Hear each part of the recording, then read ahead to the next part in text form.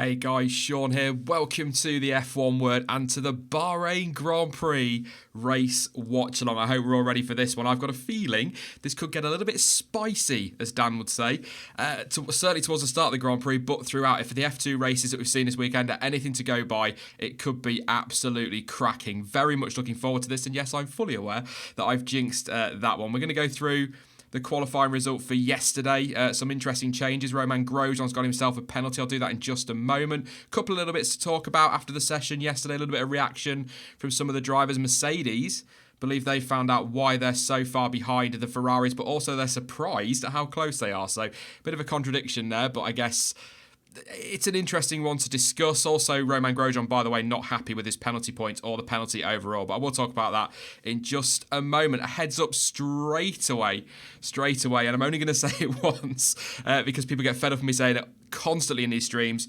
There's no race footage in these. I can't do it for what I believe are blatantly obvious copyright reasons, so I can't show race footage. I'm not willing to risk the channel for it, so it is an alternative commentary, a bit of chat, and I get to channel my inner Crofty. Cheese on toast, basically. Very much looking forward to this one.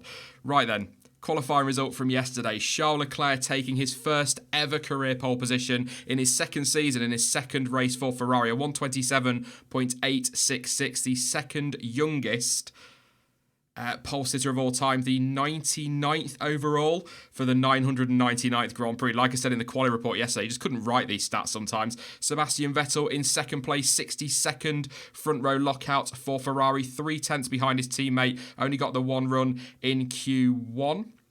In Q3, sorry, I apologise. Lewis Hamilton in third place, Valtteri Bottas in fourth, a fair way off the Ferrari of Charles Leclerc, but very close between those three. What's that? A 10th between Vettel, Hamilton and Bottas. It's going to get very tasty. Verstappen, a few experts and pundits reckon that he made Red Bull look better than they actually were on Saturday. Possibly. They didn't look great, but 0.8 of a second, nearly 0.9 off the pole time. Kevin Magnussen, once again, one of the stars of qualifying. Fantastic performance by him, and it kind of underlines what I was saying after Australia, that I feel like Haas are probably at the moment best of the rest. Great performance for 6th place. Carlos Sainz, 7th for him. Just generally a brilliant day for McLaren. Lando Norris, you can see they're down in 10th place. That's the first time we've seen two McLarens into Q3 since Malaysia 2017. It's been a long time, but a great session for them. Romain Grosjean, not bad in 8th place in terms of lap time. We'll be disappointed he was slower than his teammate, but he got a 3-place grid drop for impeding Lando Norris in Q1. So that's not good for him. And a penalty point as well, which I think is 8 in total. Leaves him 4 away from a possible race ban. Steady, Roman. Kimi Raikkonen in 9th place for Alpha once again. Lando Norris has already said in the top 10 for McLaren. Daniel Ricciardo just outside the top 10 in 11th place. Will obviously start 1 place higher because of Grosjean's penalty. Free choice of tyre. So definitely, as I said yesterday, definitely keep an eye on Daniel Ricciardo today. Free choice of tyre, can run long if he needs to. Could be interesting. Alex Albon, very good session for him. 12th place. Pierre Gasly in 13th. Not good, but he had some issues with his throttle in qualifying yesterday. Sergio Perez, 14th. Daniel Kvyat down in 15th place. I will have a look in a minute. I think I read something on Toro Rosso as to why he might be down there, but I'll check that. Something to do with putting on the wrong set of tyres. I'm not 100% sure on that, but that's something I've seen floating around this morning. Antonio Giovinazzi getting a bit of stick being down there in 16th place, but let's remember he is up against the massively experienced Kimi Raikkonen, who is a world champion, and in Q1 he wasn't a million miles away from him, so just bear that in mind when he gets his criticism, just a 10th behind, so yeah. Nico Hulkenberg had some issues with his car, which meant that he was down in 17th place. That compromised his speed, which was a surprise given how good he was throughout practice and whatnot. Much quicker than his teammate. Lance Stroll down in 18th place. Still doesn't appear to have the pace over 1 lap. And it's Williams. George Russell, 131.7. Kubica, 131.7. 1.5 seconds slower than Lance Stroll in 18th. The rest of the field covered by something like 1.5 seconds, I think, at one point. So it's... yeah, I just don't know what to say about Williams. It is not looking good at all for them this season. A long, long season ahead.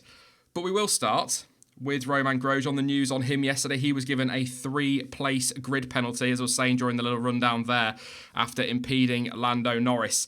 He wasn't happy with the penalty, but I think he's pretty much accepted it. Gunther Steiner has said that the penalty point he got was unfair. He's not happy about that one. Feels like that was a little bit too much. which I think from what I didn't get a chance to look, but I got a bit behind because I've got some PC issues again, waiting for my new one to arrive, as some of you will know. But I'm sure that's a pretty standard penalty. You tend to get a penalty point if you get a grid drop for impeding. So it's not a big deal. It's kind of, it's part of the rules. But an interesting thing from Lando Norris and Romain Grosjean, both blaming Sebastian Vettel for Grosjean going so slow in the final corner, which is why Lando Norris was impeded. Apparently, Vettel went up the inside in that final corner, and that meant that the Haas had to then back off to try and get some space in front of him. That's absolutely fine, point the finger if you want to, but at the end of the day, you've still impeded the guy behind, whether you've had to back off because of the car in front or not. So Grosjean completely in the wrong.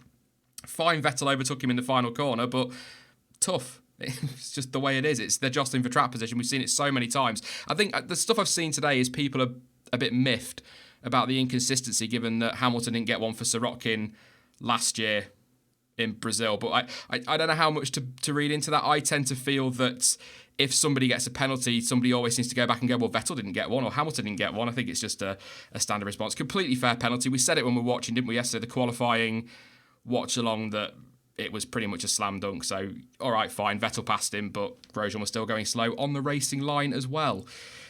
So I can understand the frustration, but still, for me, Grosjean's at fault. I don't mind saying that, and that's nothing to do with the little digs I usually like to take. So, yeah, not a happy boy, but there you go. Red Bull, where is that one for Gasly? I wanted to have a quick look at this because he's got some criticism, and I think fair enough. Okay, there were some throttle issues, but he wasn't particularly super quick in Australia. I know the team messed him up a little bit in qualifying, which meant he dropped out, but he didn't get his lap in when he needed to either. But he's got a little bit of stick about his lap from yesterday. He was saying throttle issues, but he's also come out since and said that they were having problems with the rear of the car. Now, I know from stuff that I read last night that Red Bull, Verstappen and Gasly have both said they were struggling in practice to get their tyres working properly. So that could be part of it. But he's saying that he had problems with the rear of the car, and he's referred to it as unpredictable, which is a little bit worrying. That's something that...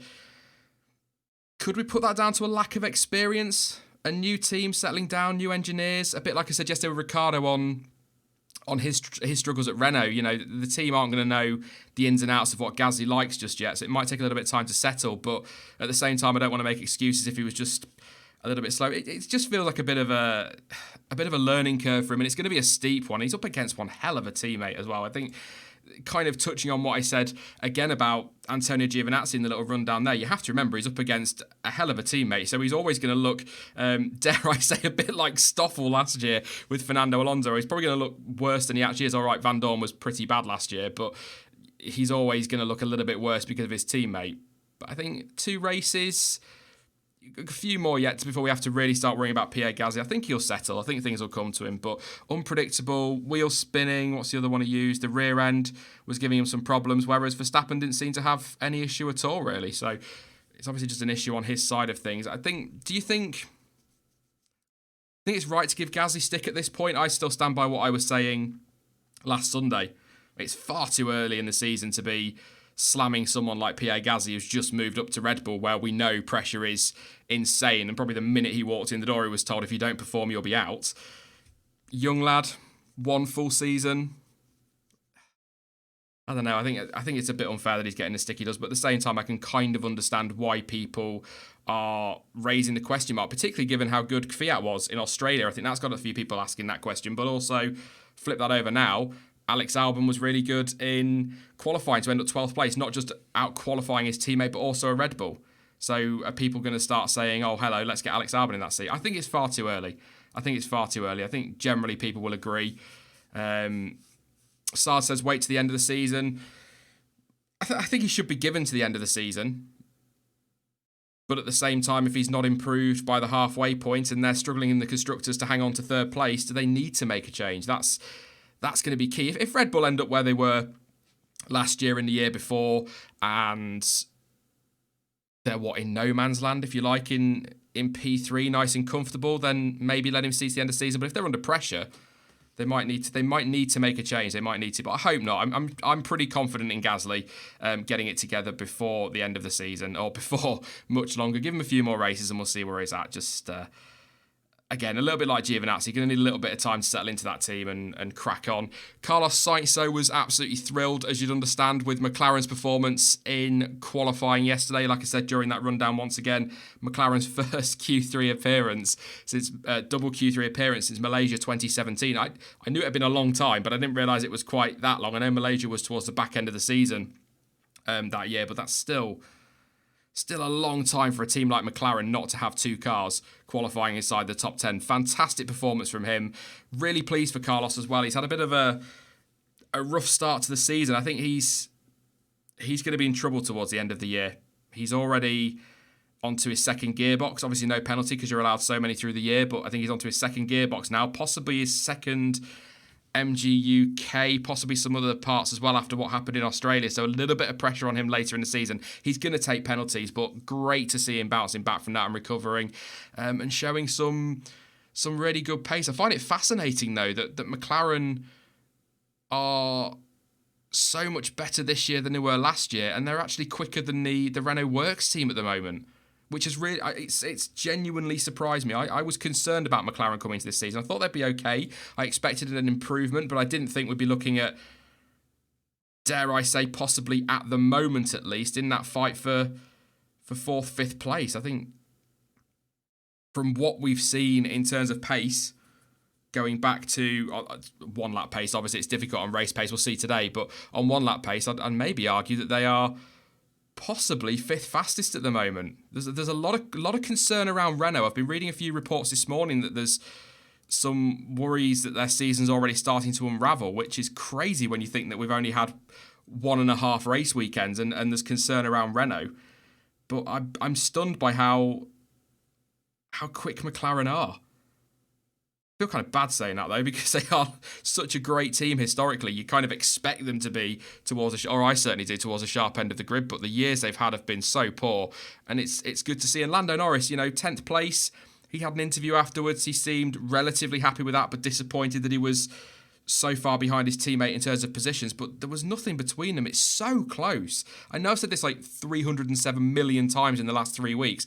It is so close in that midfield. Certainly 5th down to 9th, but I think on some tracks it could even be 4th down to 9th because Haas aren't going to be as good as they are everywhere. There are going to be circuits where they struggle, as we saw last year. So I'm quite optimistic for McLaren. And again, I know I'm kind of erring on the side of caution with it because we have only had 1.5 race weekends, but I'm quite optimistic for them at the moment, and hopefully they'll be able to deliver. But I am concerned for Sainz later in the year with his penalties, but if they continue to develop, the car gets quicker and they keep making these steps forward, then I suppose it can still be on for points with those penalties. But good day for them. So where you've seen Red Bull sort of struggling and Renault struggling, McLaren have been brilliant. Haas have been fantastic, particularly Kevin Magnussen. He's very much the Kevin Magnussen we had at the start of last year, isn't he? Fantastic start to the season for him once again. And I think, dare I say, maybe some teams will be looking at him if they feel they need a change. I'm not sure he'd be getting into that top 3, but there might be some other teams looking at him. Maybe Renault regret letting him go a little bit, maybe. But at the same time, the way things are, would he want to leave Haas? That's speculation for the summer, but Haas are looking very, very good. Very impressed with them. But I suppose, just scrolling through, I've got a list of news stories here that I just wanted to kind of cover the important ones before we do a bit of speculation for the race and make some predictions. But we do need to talk about Charles Leclerc. I don't know if you've heard of him. He stuck it on pole position yesterday.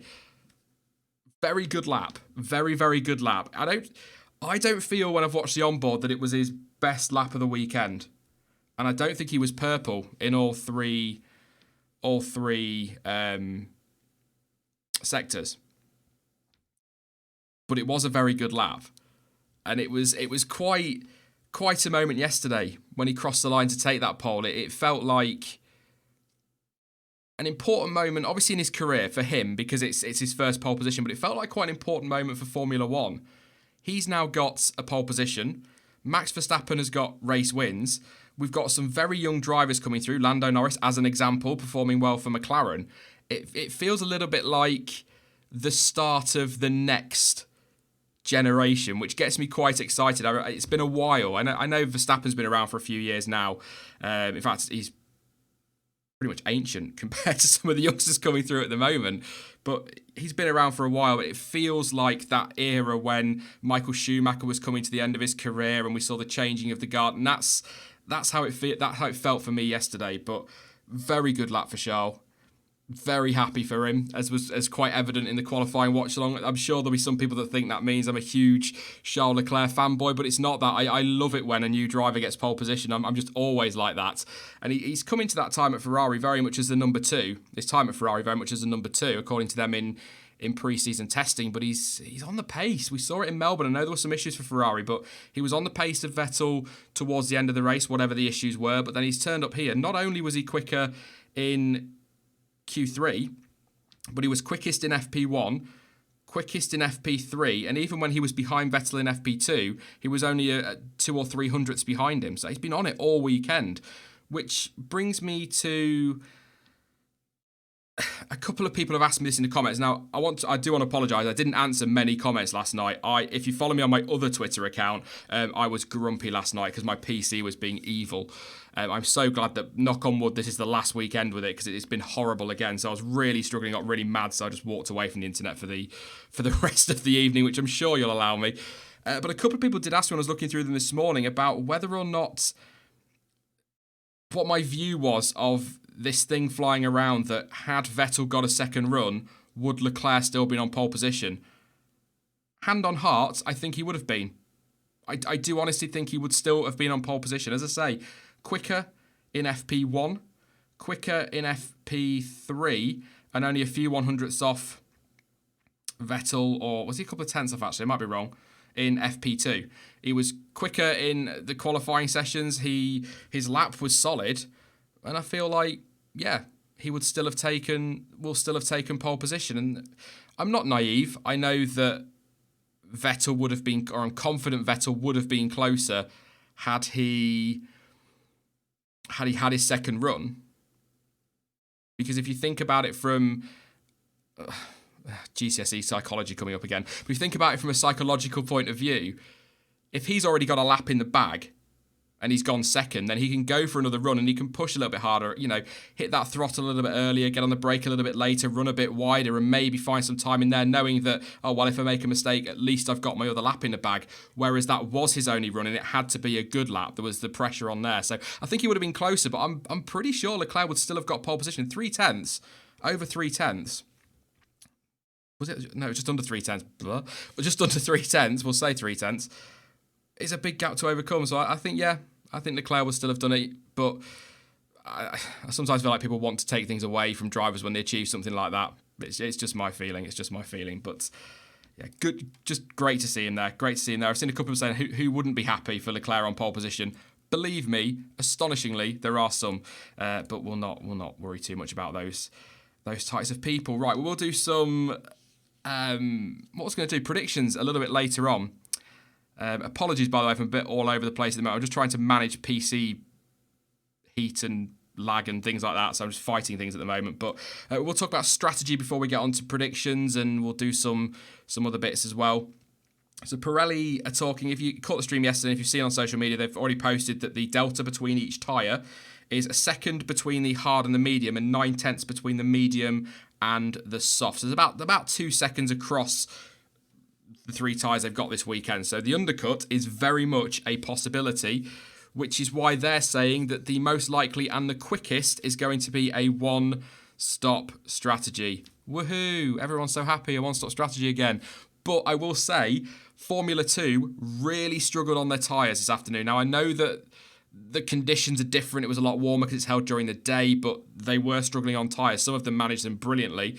Mick Schumacher did a great job, and then others made the pit stop that they didn't need to make to get some fresh tyres on, and Giotto, for example, went on and won the race from there. So, yeah, it's all going to come down to temperatures. But the quickest is a one-stopper. Pirelli reckon that the best way to go is to start on the medium, so Danny Rick might consider this one, and then hop onto the hards at around lap 20 and run them on a 37-lap stint all the way to the end on lap 57. Nearly as quick, according to them, is the soft, which is what the top 10 are going to all start on, of course, except for Danny Rick, actually. No, he won't, will he? He won't start on the soft. So the top 9, and I think Grosjean will all start on the soft tyres. about lap 15, they reckon, and then run the hards to the end. There is a two-stopper that's not too far off a one-stopper in terms of the overall lost time, if you like. So 2 stops, lap 15 again for the softs, then put the mediums on, then run the mediums again to the end. So 21 laps, so 15, 21 and 21 in terms of your stints. And the slowest one is to put the soft tyres on until lap 22, which maybe some down the back of the grid might try, and then run the soft tyres all the way to the end. So a 35 lap stint. So a few options there, but I think we're pretty much expecting a one-stopper today, which is a shame. But hopefully with the DRS, the extra DRS zone, a few people I've seen in the chat before the stream went live were talking about their concerns about the DRS and how much of a difference it'll really make. But with the extra DRS zone, we might get a bit more overtaking, and that might mix things up a little bit, hopefully. Cars finishing, sort of being able to follow a little bit more closely might make a difference. Maybe somebody might try the undercut. Maybe, I think you've got 2 Ferraris and 2 Mercedes. If one of those Mercs can get between those Ferraris, they've got potentially a good control of the strategy there. But then I suppose flip that around, if you've got a Ferrari behind a Mercedes, then they can pull the trigger on undercut. So that's going to be fascinating, that first stint. I'm quite intrigued to see how these tyres hold on. Like I say, F2 really struggled with their tyres, but obviously different conditions during the day. But it looks like a one-stopper. Hopefully, I'd like to see 2. But I tell you what, actually, I will do this. I will do this. I wasn't going to. I was going to say it for the race reaction stream. Talking about F2, what today showed me in that race, in that sprint race, was that if you remove this mandatory pit stop, it's going to give us such an interesting strategy. If you say to teams, you don't have to stop if you don't want to, you might get a Kubica, for example, starting on the hardest tyre and trying to run those to the end. And maybe you get somebody in the midfield trying to make their tyres last a little bit longer, but they just fall away too much and you get that cliff edge effect again. And somebody might go, I'm going to stick on the tyres and go for fastest lap and try and get some overtakes done. I think that would mix it up quite nicely. The mandatory pit stop's important in some respects because it means we're guaranteed pit stops. But I love that sprint race in F2 where there isn't a mandatory pit stop and it kind of throws up so many strategy options. And I genuinely believe that could be something that benefits Formula One. But at the same time, I think a lot of what we see at the moment, I said it to somebody the other day on, I think it was Twitter, possibly in the comment section as well, that if you look at Formula One at the moment for the next couple of years, it feels like we're in transition. Everything's a little bit kind of trial and error. So we've got this rumoured Q4 coming next year. There's possible changes to tyres. There's so many things floating around at the moment, and I think it's very much trial and error. So I think there's a possibility we might see something like that just to try and mix it up, just to try and see if it works for 2021, and then make a decision on whether to implement them. But I don't know. It's transitional period. I will take some of your questions in a moment. We're going to do some predictions though, because we're getting towards the race start. We're about 17 minutes. Apparently I can't count. 17 minutes away from the start of the race, which gets going at 4:10 UK time. All the times on YouTube at the moment, for whatever reason, are still on old time, as I'm going to call it, and not updated to BST, which is fine. I know where we are, so it's all good. I've got a clock. All in control. Martin Brundle just in his grid walk at the moment. Been an interesting weekend with Sky TV. Not going to lie, a little bit disappointed. There's been a lot of, if anybody else watches, there's been a lot of celebrity interviews, and we've not heard a huge amount from drivers. As funny as Rory Bremner can be, I'm not really bothered about him or Carol Vorderman. I'd much rather have had a couple of drivers there. But it was good to see Esteban Ocon on the F1 show yesterday. Sebastian Vettel just running towards the grid. Valtteri Bottas following him just behind. Can he win? Bottas win today? Let's get some predictions. What are your top 3s then? I'll read some of them out and give you a shout out. If I butcher your names, massive apologies in advance. But yes, let's get your predictions in. I'm going to go... We'll talk about team orders in a minute. I'm gonna go Vettel, Leclerc, one of the Mercs. Who am I going to go for? Bottas has looked so good this weekend again in practice. A Mercedes. I'm going to bottle it. A Mercedes on the podium. Let's get... I'm a wimp. I know I'm a wimp. Little Miss No Name. Leclerc, Bottas, Verstappen. Whoa. If that's the podium, we're in for a cracking race. Verstappen, Vettel, Leclerc. Some of you are expecting some chaos today and a bit of fun. If you are a Red Bull fan, by the way, Qualifying pace, not great, but their long run pace definitely looked very good on Friday. So they're not going to be a second a lap slower than everybody else. Or than the two teams ahead of them, definitely not. Hamilton, Vettel, Verstappen, says Taj. A lot of people go for Verstappen on the podium, which means we're gonna lose, or we're gonna see a Mercedes or a Ferrari miss out, which is, it's got me wondering what we could get. Could we see some contact? Could we see some collisions today? Hopefully loads of overtaking. I just want loads of overtaking. I don't care who wins, frankly. I just want loads of I'd be quite happy if Kevin Magnussen took the win. Leclerc, Verstappen, Vettel, says Jose. Warren M, Leclerc, Hamilton, and Vettel. Werner says Leclerc, Vettel, Hamilton. Vettel, Leclerc, Hamilton, says Potato Man. That's cool. I think you're playing it a little bit safe like me there. I like that. I like that. Bottas will not win. Hamilton for the win, says Max. Seb, Leclerc, Hamilton. Hamilton, Leclerc, Bottas. JDM, Leclerc, Vettel, Bottas. Racing. Good afternoon, Racing. Says Leclerc, Vettel, and Hamilton. Jack, Leclerc, Hamilton, and Vettel. It seems the most popular one seems to be a variation of the two Ferraris and Hamilton. Seems to be the most popular at the moment, but a few shouting for Verstappen. I don't think Omega has woken up yet. Lando, Max, and Russell is the podium, apparently. I like your optimism. But that would be one crazy race, which actually, would be absolutely fine by me. Carnage says Flying Tiger. That's his prediction. Lando to finish top 7. I think Norris has got a good shot of points today. The problem he's got is Daniel Ricciardo behind him. Should be fairly racy. You've got Pierre Gasly, by the way, should be making his way back through the field. Australia, I cut him a lot of slack in Australia because it's not a track that's easy to overtake on. Bahrain, you can overtake, so he needs to be making his way through the field. Good afternoon or good morning where you are, I think. Annette, early morning for Annette. Leclerc, Hamilton, and Vettel. Good stuff. The Ferraris crash at turn 1, says Sard. And I'll take one more very, very quickly. £10 for everyone in chat if the podium is Verstappen, Norris, and Sainz. Yeah, that's fine by me. I can agree to that. One more. Let's see if there's somebody that's got one that's a little bit different. Marcos says Ricciardo sneaks into the top 5. I like that. And I have seen a couple of people as well saying Raikkonen for a sneaky podium. That'd be a story. Raikkonen on the podium.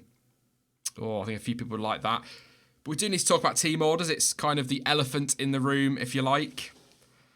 Yeah, Mattia Binotto has said, nope, there will be no team orders, but at the same time, he's not willing to take any risks. So essentially, they might, is kind of the story there. What they're basically saying is if Leclerc is leading at the start, he'll be allowed to stay there. If he's leading at the end, he'll be allowed to stay there. It's up to him to be quick. But then equally, he doesn't want the cars fighting each other, losing time or risking a crash. So it's one of those...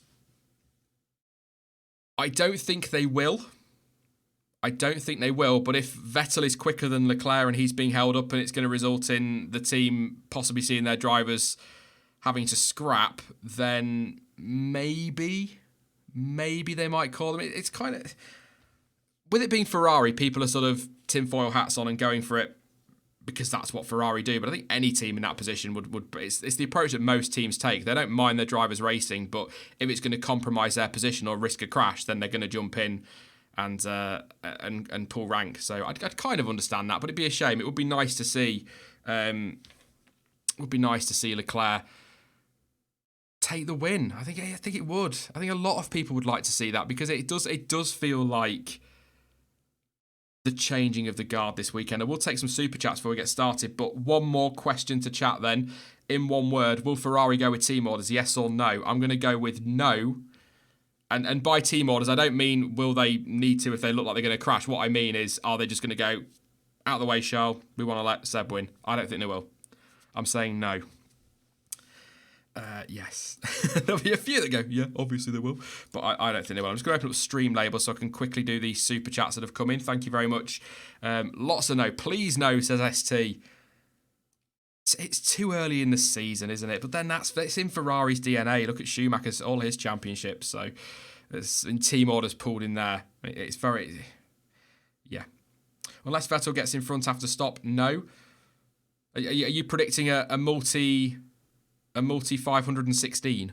Is that what I have to think about numbers then. A couple of DNFs and a win for Max, says Alan. Thank you very much for your contribution through Super Chat. Massively appreciated. And Zach B says, even with a £3,000 PC and good internet, F1 TV barely works for me, so don't feel bad, says Zach B. Thank you very much for your contribution. Sorry that it's being a pain. Your computer, well, not your computer, but F1 TV. I've seen some stuff on social media this morning. People not happy that the F2 race failed on the stream. Stuart's not happy. Sort of saying, if you're going to put your sport behind an expensive paywall, at least make sure that it works. So yes, not happy. A lot of people frustrated, which I can completely understand. I can sympathise with that. But yes, thank you very much for Super Chats. Any donations, by the way, that come into the stream, either through Super Chats, through PayPal, or through Streamlabs, they're going towards Silverstone. So I'm buying the tickets next month. I'm definitely going to be there this year, as I was last year. Could be the last one. T-minus 9 minutes, says Jack. I've just got my headphones ready to go in so I can listen to the awesome music when we get going. A couple of quick things before we get there. Thank you very much to everyone who's tuning at the moment. I'm sure the numbers will go even higher as we get into the race. Don't forget to subscribe if you are new. Loads to come over the course of this season. Drop the video a like as well. These streams get a lot of dislikes, so it's always nice to get a few likes. So if you are watching, it only takes a second to drop a like on the video, and gives the channel quite a boost. I think, as I said in testing, people underestimate just how much a like does do for a channel in the algorithm. So please do smack a like on the video or the stream as it is. That'd be massively appreciated. We're coming up now 8 minutes away from the second race of the season. Very much looking forward to this. I'm making a wild prediction. I was thinking earlier about something that could be a bit crazy. Something like a crazy prediction that is realistic. And I've seen a few people talk about Kimi Räikkönen getting a podium. I'm going to go K-Mag. Let's see if K-Mag could get a podium. Keep an eye out for that one. I want to watch his Lance Stroll. I'll sort Robot out. There we go. My one to watch is Lance Stroll, because I reckon that he could really pull a... I should let people catch up.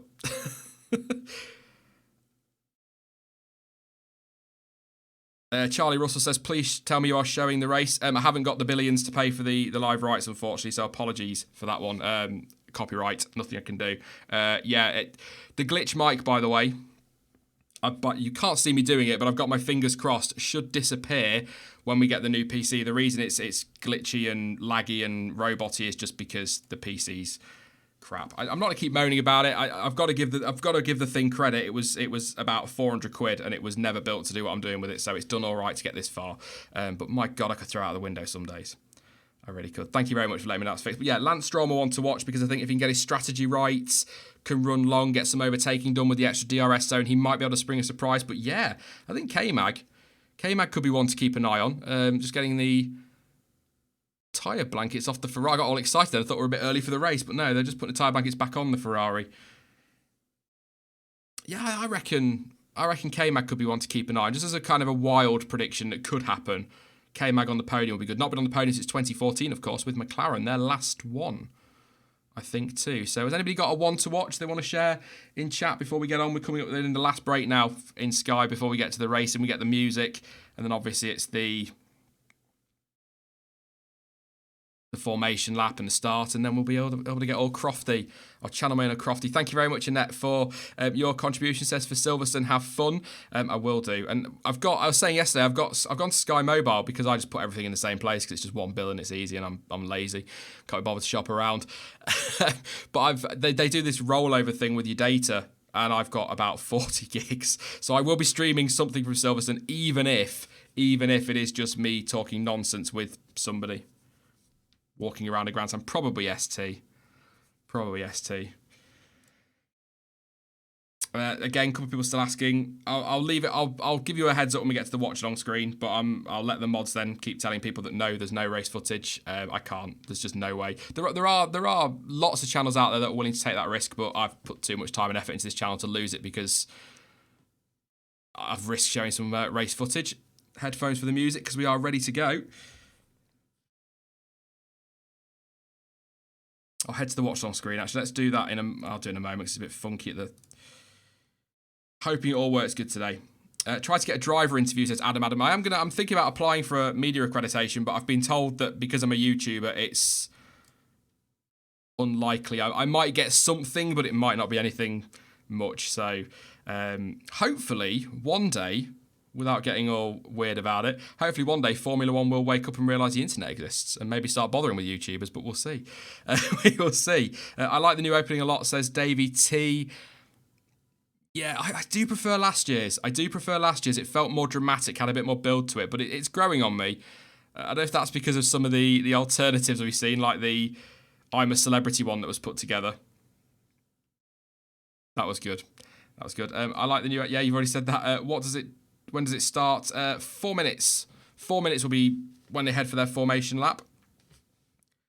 And let's supply and see what happens. Absolutely. I'm sure there'll be people that can supply with a link to other streams, but F1 TV, if it's working, if you are in a territory where that's available, but in the UK, it is Sky. Thrilling stuff. Channel 4 highlights much later on tonight. I think about 9 o'clock that starts. So, yes. We will be live as well, by the way. Just about an hour after the flag falls, maybe a little bit longer. I'll be live with Stuart for the race reaction stream, which is just us chatting about the race. And of course, the full debrief, the review, will be out tomorrow, but sort of somewhere between 4 and 5 p.m. UK time. Just depends how quickly I can get on with things. How much of a delay is there for you? I think there's generally a live delay anyway, isn't there, on what you see on TV? So probably about 5 or 6 seconds, but then there's another 10 seconds before what I'm saying now gets to you. So what you're hearing right now, I was saying 10 seconds ago. That's crazy. That's crazy to think about. So yeah, there's quite a delay, so apologies on that one. So don't get cross with me when I'm missing. If you think I'm missing something, it's coming. I will have seen it because I've got it right in front of me on the wall. As I go through the grid very quickly then, Leclerc, Vettel, Hamilton and Bottas. We've then got Verstappen with Magnussen in P6. That's quite a tasty third row on the grid. Carlos Sainz 7th with Kimi Raikkonen in 8th place. It is 9th, of course, for Lando Norris and 10th for Ricciardo after Grosjean got his penalty, dropping him down 3 places. He's 11th with Alex Albon in 12th place. Still think that was a good session for him yesterday. 13th place, I believe. Yes, it is. It's Pierre Gasly. He is just ahead of Sergio Perez. What can Racing Point do today? They tend to be better on race pace, like in Australia. Daniel Kvyat in 15th. 16th for Antonio Giovinazzi. I don't think he was too bad. Not great, but not bad at all. Hulkenberg down in 17th, car issues. 18th for Stroll, and then you know who's at the back. It's the 2 Williams boys. It is George Russell just ahead of Robert Kubica. So that's 2-0 in the qualifying battle already. So bit of time yet for Robert Kubica to turn that around, but a good start in what is, let's face it, the only battle that the Williams boys are going to be able to get involved in is with each other, and that's that. Let's head over to the watch on screen then. Live timing once again provided by the folks over at Planet F1, so thank you very much to those guys for providing the timing. Do go check out their website. There are links in the description. Hopefully it is all going to update with no problems. It appears to be because it's just updated to this screen, but I might have to manually do it, and if I have to go to manually refreshing, I'll just do it at the end of each lap. So apologies in advance. We had some issues yesterday again with it, didn't we? But it's not a Planet F1 issue. It's an issue on my PC end of things, so it's unfortunately just something we'll have to deal with for now, but hopefully it should all work out very, very well. Hopefully, fingers crossed. A few people asking for a link. Don't worry, somebody will provide you with one. If somebody does pop a link in mods for a stream, don't worry about deleting it or blocking it. Let them put that in. A few people nervous and excited about this one. I'm getting Singapore 2017 flashbacks. Help, says Andrew Bannister. Oh no. Johnny Baby says Williams for the win. I don't know what I'd do if Williams won. Well, there'd only be 2 cars finishing if Williams won. No disrespect to them, of course, but it's kind of true.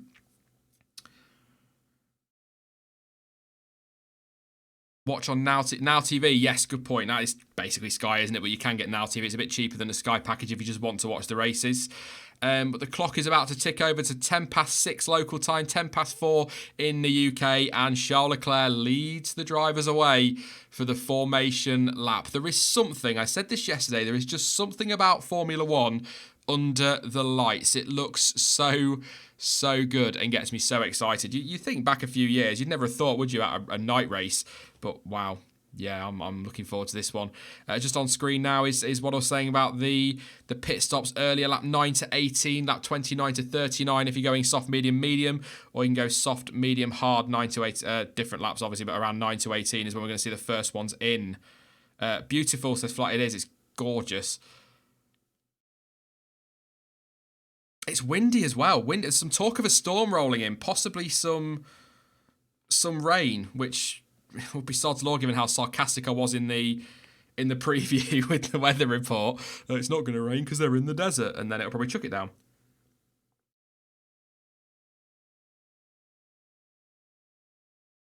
Just having a good drink before we get going for the first lap. Struggling with my voice again today. Tiny violins out. I had a cold towards the back end of last week, which was a pain in the backside. Then I went and got overexcited with qualifying yesterday, and that was, I think it was quite apparent in the report that I was struggling. So yes, bear with me if I go quiet. I'm just swigging a bit of water, ready to get going. 50% chance of rain, says James. That's about 49.9% more than I'd expect in the desert, to be honest, the chance. So maybe it could happen. If it rains, well, one, if it rains, it'll be interesting to see what the rookies can do. And two, if it rains, it'll be interesting to see what Hamilton and Verstappen can do, because you'd probably say that they suddenly become the favourites for the win. But I will say this, if it rains, it needs to rain hard. It is so hot in Bahrain that the water's going to hit the track and pretty much disappear straight away. So it's got to be Malaysia-style monsoon that we've seen in the past. That's what we need. That's what we need if we're going to have a wet race. But I don't want a wet race. I'll be quite honest, I'd like to come away from Bahrain having a rough idea what the flipping running order is, because we're still not 100%. Are Ferrari that far clear? Be nice to know. Countdown to 1,000, of course. Next time out is 1,000th Grand Prix in China, 2 weeks' time. We'll not worry about that, though. We've got quite an exciting race rolling up now, so yes.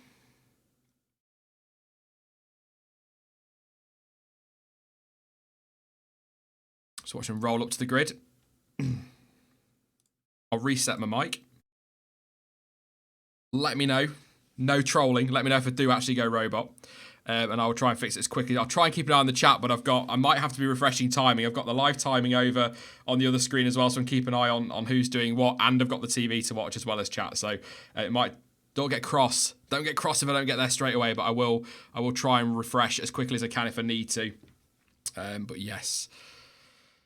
Oh, this feels tense. This feels very, very tense. Cars lining up the grid. Sebastian Vettel pointing his car over towards Lewis Hamilton could be interesting. Or a Schumacher chop, by the way, in F2. That was a good moment to see. The Williams boys at full speed, lining up on the back of the grid. Medical car in place. Green flag flies. We get the sexy beeps on the lights because that's apparently what we need. 5 red lights are on. And it's going Bahrain. It's a good start from both the Ferraris. It looks like Bottas has got an absolute flyer from behind, but it's Sebastian Vettel taking the lead. Charles Leclerc having a look back down the outside, but Sebastian Vettel does take the lead. He's just going to squeeze his teammate, which might compromise him down that straight. Valtteri Bottas has got ahead of Lewis Hamilton and is right on the back of Charles Leclerc, who has to go defensive. We've got a crash at the back or a spin at the back. All the time you have to leave a space, Charles, and he does do, but it's Bottas round the outside of Charles Leclerc up into second place. Can the youngster get back? No, he can't. And that is just what Mercedes need, is they have split the Ferraris, and Lewis Hamilton right on the back of Leclerc as well, struggling on his tyres, and Hamilton having a look down the outside, little lock-up, and there's contact as well. Little bit of contact between Leclerc and Hamilton. I think Leclerc's got no grip at all. He's got absolutely no grip at all. There's a tiny little touch. I'm not sure who it is that's dropped back on the field. I'll have a quick look now. Grosjean is down in 20th, so I assume it's him. that has had a bit of a moment, but Charles Leclerc struggling for grip, down 2 places. Bottas, perfect start for him. He got off the line so well. So well. But Vettel comfortably out front at the moment and beginning to pull away. But Leclerc needs to find some grip. Can he get back into second place? He's catching Bottas. Looks as though he's starting to get a little bit of grip in those tyres. But obviously no DRS. A little bit of debris getting flung up there. I'm sure... I'll wait for a replay, but I'm absolutely sure there was a little bit of contact between Hamilton and Leclerc. Rear tyre to wing. If not, it was very close. That Ferrari is super quick. I was going to talk about that in the pre-show, but I didn't. And a little lock-up from Bottas. Leclerc goes for it, and Leclerc takes second place. Good move. That Ferrari is so slippery on the straight. Bottas goes defensive, doesn't leave much space for Lewis Hamilton, who goes to the outside towards turn 4. Can Bottas keep that position? He's just ahead and should squeeze him out, but Hamilton switches back to try for P3. Bottas still staying defensive. Will he let his teammate go? He's going to have to. Hamilton moves up into 3rd place, but that was good driving from Charles Leclerc. Essentially what's happened there is Leclerc, obviously we know that Ferrari, Mercedes saying it's half a second quicker on the straight, so slippery, managed to get a sort of, put a little bit of pressure on Bottas into turn 1, and then that caused Bottas to lock up. I think I'm going to have to refresh these timings myself, so apologies for this, guys. Well, apparently it's not refreshed at all yet itself, so there might be some issues at their end, but I'll keep an eye on it. I'll do an order in just a moment, but yes... 2 laps in, we're on a 2nd lap, and Charles Leclerc already pulling away from Lewis Hamilton. Vettel 2.2 up from his teammate. That was a crazy start. We've got Stroll and Grosjean in the pit, so I assume somehow they've got into a scrap, which would once again mean that Lance Stroll's had a good start. So I'm waiting for a replay of all of that chaos, but at the moment it is Vettel from Leclerc and Hamilton. Hamilton 4 seconds already off the lead. Bottas and Verstappen 4th and 5th. Verstappen right on Bottas as Vettel sets the fastest lap. Sainz is 6th, Magnussen 7th, Raikkonen 8th, Ricciardo 9th, Perez 10th, Hulkenberg 11th, Gasly 12th, Norris 13th, Albon 14th, Kvyat 15th, Giovinazzi 16th, Kubica 17th, Russell 18th, Stroll 19th, and Romain Grosjean in 20th. Both Grosjean and Stroll have put the mediums on, by the way, just to let you know. I'll try and refresh this again. I'm going to just bear with me, everybody.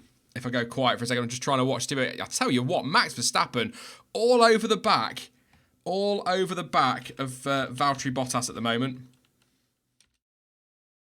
Will he get anything DRS as that gets enabled? Yeah, live timing isn't updating over on Planet F1 at the moment, so bear with me. They are working on it according to their thing, so I'll let you know. I just have to keep you updated on what we've got at the moment. So, a lock up there. Is Bottas struggling? Bottas really struggling for grip at the moment, or seems to be. Hamilton, it was a lock-up from Verstappen, and now the DRS from Carlos Sainz having a look at Max Verstappen. So clearly at the moment at least, Red Bull appear to have better race pace. Pierre Gasly still in P12. Haven't seen a replay yet of the start and what happened with Romain Grosjean. He's down in 20th, purple final sector on the medium tyres now. So Leclerc sets the fastest lap, 1.4 behind his teammate. He was 2.2 back about a lap ago, so he is quick. But as expected, Ferrari super quick in a straight line. Super quick. Kimi Räikkönen right on the back as Leclerc is on it. 1:36.3, fastest lap, and closes the gap to 1.2. Ferrari are going to have a problem on their hands in a moment as Max Verstappen again going defensive as the DRS powered, if you like.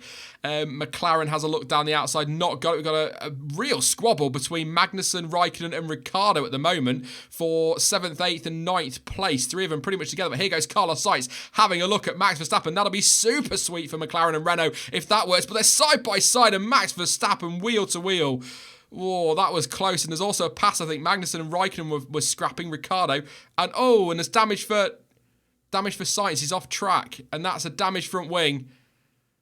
Or has he got a puncture? I thought there might have been contact between Verstappen and Sainz there. I wasn't sure, but it looks as though he's got at least damage from him, possibly a puncture. Nico Hulkenberg, by the way, up to P10, squabbling. Oh, chaos. Carlos Sainz might need to pull over here. He's causing absolute chaos. He's holding people up. He's got through now, but I think that's a puncture for Sainz. A bit disappointed. We've still not seen a replay of the start. And look at the sparks coming from Sainz. But that gaggle in the midfield, you've got Hulkenberg, Perez, Gasly, Norris, and Albon separated by about 0.4 of a second. Fiat on the back of it as well. We've got Giovinazzi in there. This is exactly what we've been saying, and the timing is updating. Fantastic. Thank you very much, Planet F1, for sorting that one out. Wow. That midfield is insane. Bit disappointed, like I said, I haven't seen a replay yet of the start or what's happened with Sainz and Verstappen, but I thought there might have been contact. And Leclerc is right on the back. He's having a look at his teammate. He had a little look into turn one. Charles Leclerc, considerably quicker than Sebastian Vettel. Vettel on the last lap of 37.3, half a second quicker was Charles Leclerc, desperate to get past his teammate. Oh, this is tasty. This is getting very tasty. He's got the DRS as well. I wonder if Ferrari might have to make a call here, because at the moment, they're both quicker. They're both quicker. Just Vettel 0.2 quicker than Hamilton on that last lap, so they are quicker than the Mercs at the moment. But I think Ferrari might have a tough... There might be team orders. It's very early in the race yet, but Charles Leclerc, much quicker than Sebastian Vettel at the moment. He's been so good this weekend, and was so good in F2 last year, of course, wasn't he? Or not last year, in 2017. Leclerc, on team radio, I'm quicker, guys. Oh, that's a call.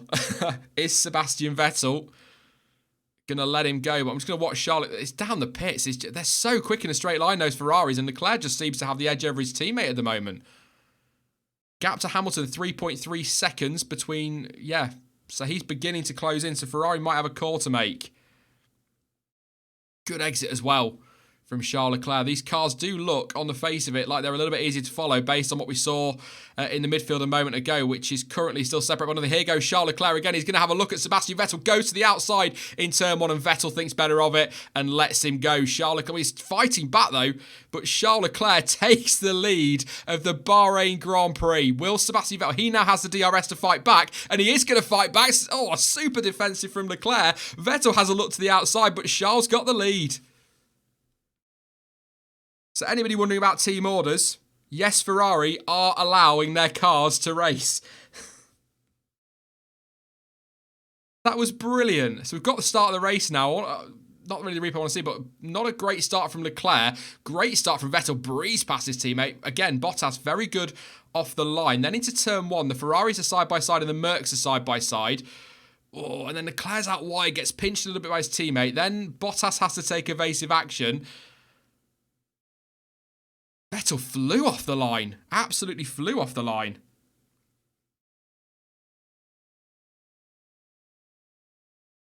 Yeah, so, and then Leclerc gets back down the outside, so Vettel he doesn't really squeeze. No, he's still turning at that point. I think it's just natural roll of the car. So this is Lance Stroll, who has contact with... So Lance Stroll, again, got a great start, moving his way up into what must have been about 13th place.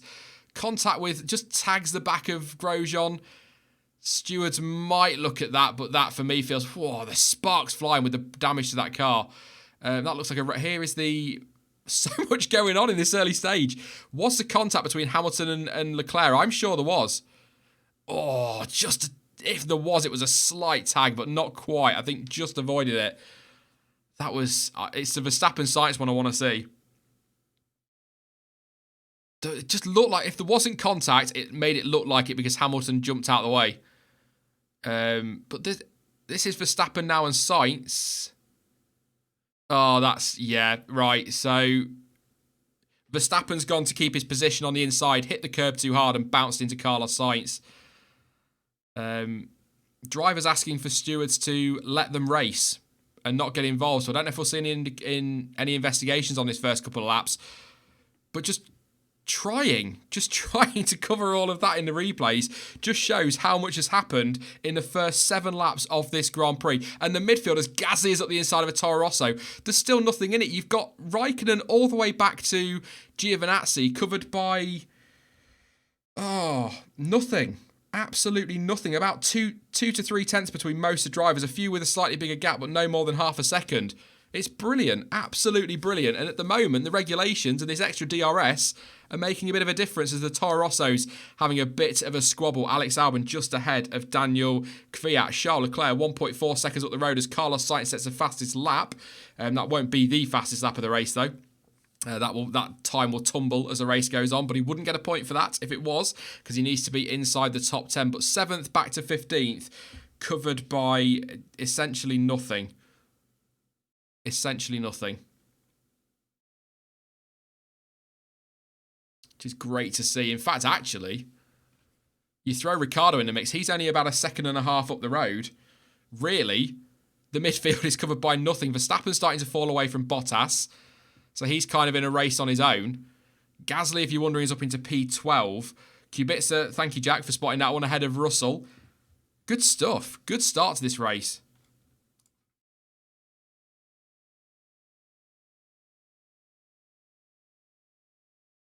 Kimi Räikkönen be asked if he needs a new front wing. He says, I can't even see it. You'll have to tell me, which is fair enough. Pit window is open, by the way, for anybody that's going to go. We've had so much squabbling early on between the leaders that maybe some life's been taken out of tyres. What we're watching here, Kimi Räikkönen having a look at Kevin Magnussen down the inside. Good move. Good move. And I assume Magnussen's going to then switch back and go for it out of 10. And they're going to be side by side down that straight. So at the moment, your gaps, Hamilton now 2.9 off the lead, which is 1.6 behind Sebastian Vettel. So he's starting to find some pace now. And Leclerc is sort of holding the gap to Vettel. Bottas hasn't got great speed at the moment, not awful. Having said that, he is second quickest of the top 4. So obviously he is quick, so I'll shut up. But he's starting to come back at his teammate a little bit. Verstappen 37.3, so he's now second quickest of the top few. So actually starting to find some pace now, Verstappen. But everybody seems pretty close. You've got 37.7, 37.6, 37.4, 37.6, 37.6.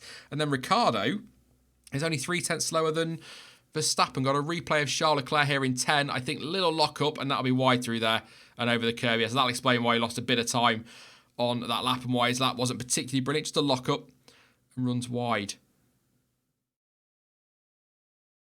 Is the pressure on him? It is quite windy there indeed. Just seen somebody in chat point out. We got Lando Norris scrapping with Kevin Magnussen. This fight is brilliant. And then Hulkenberg and Raikkonen just getting away. Norris goes defensive. We've got 3 abreast and we're going to turn 4 side by side.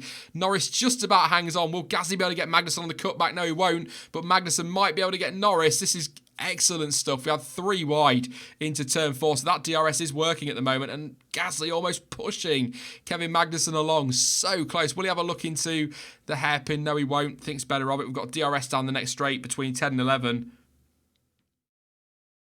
Under investigation, Max Verstappen and Carlos Sainz. Yeah, they are under investigation, so I wonder if Max Verstappen might take a bit of a penalty for that one. I wonder.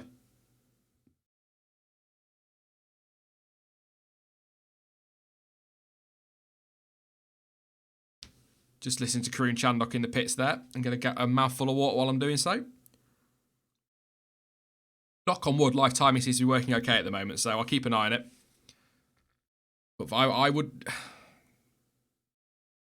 Chat, help me out. Verstappen penalty, yes or no? Would you? Or would you call that wheel-to-wheel racing and of a first couple of laps incident?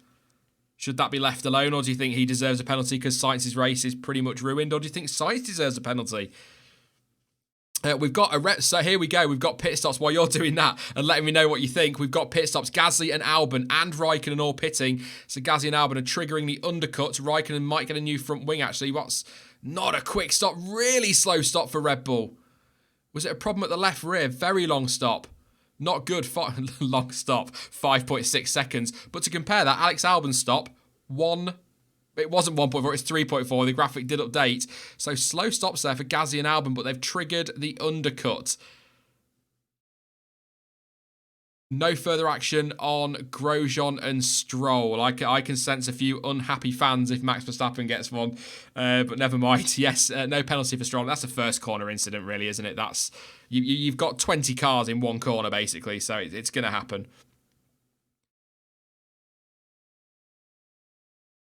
Replay of Lewis Hamilton for something here. He's coming through 9, that tricky corner. And into 10, he locks up and he's going to go a little bit, well, very wide as well and over the curb. So a few drivers starting to struggle on their tyres at the moment. So thank you very much to Dorian there for subscribing. I won't be able to give everyone a shout out, but do subscribe if you are new to the channel. Tons coming up this season. And don't forget as well, if you are new, to drop a like on the stream. Really, really does help out the channel. That'd be massively appreciated. What have we got? I'll run through the order. You've got the order on screen at the moment. That is up to date as of the Planet F1 website. I've just checked, so that's all working. Knock on wood, absolutely fine at the moment. Thank you very much, Nicholas. Lando Norris in the pits, and so is Kevin Magnussen. Another replay of Leclerc is making. This is a replay of his overtake on Sebastian Vettel. So he's got the speed in a straight line. He's got the DRS, throws it to the outside. Move is done. I thought at this point, looking at the offboard, which we're now looking at, I thought at this point Vettel had decided, you know what? I'll let him go. He's quicker. He's my teammate. But no, Leclerc goes a little bit wide. A cringe from everybody at Ferrari. Vettel then gets a run at him all the way down to turn 4. Leclerc goes super defensive and keeps the position. And that is Gasly. Oh, his undercut's not quite worked. He's on the soft tyres. Kevin Magnussen out of the pits. He's going to have to fight off the Toro Rosso here, is Gasly. But I don't think that undercut has worked. Will he be able to get... No DRS. No DRS for Gasly. And here goes Alexander Albon to the outside of the Red Bull. Gasly needs to get punchy. Hits the curb like his teammate. But Albon overtakes Gasly. The undercut hasn't worked. Magnussen's come out of the pits ahead of both of them. But only just. Hardly no. Carlos Sainz still in the race. Down in 20th place. But he could do with a... Wow, he could do with a safety car. No further action. The incident between Max Verstappen and Carlos Sainz. Drivers are free to race. Purple first sector from Kimi Raikkonen as Max Verstappen comes in to trigger the undercut. But that is on the top 4. Oh, where is he? He's quite a way back. That's I might be able to put a bit of pressure on Bottas. But I think Gasly will be livid. Will be absolutely livid. In comes Max Verstappen then. Up on the jacks. He's going to the medium tyres. That's 3 laps earlier than Pirelli said, but should be able to get them to the end with a bit of management. Woohoo, management. That's the state of Formula 1 at the moment, unfortunately. So,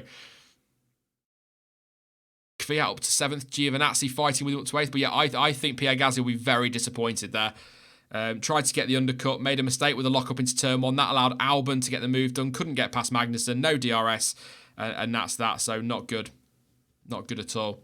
Kubica in the pits. He was running up in 14th. And in fact, George Russell, little moment for Williams. P12 at the moment. I know they've not pitted, but a little bit of positivity. So Gasly's pit stop was slow. So it was the left rear, right rear as we look at it, but left rear for him that was slow off and slow on. So that's not going to help things either. Will Lando Norris, but I'm just going to watch for Max Verstappen's sector times here. I wonder if Bottas might feel as Hamilton starts to catch Sebastian Vettel.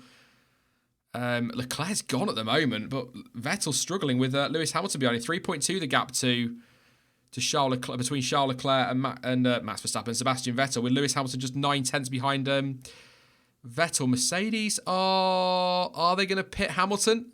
Oh, that's Daniel Kvyat in a spin.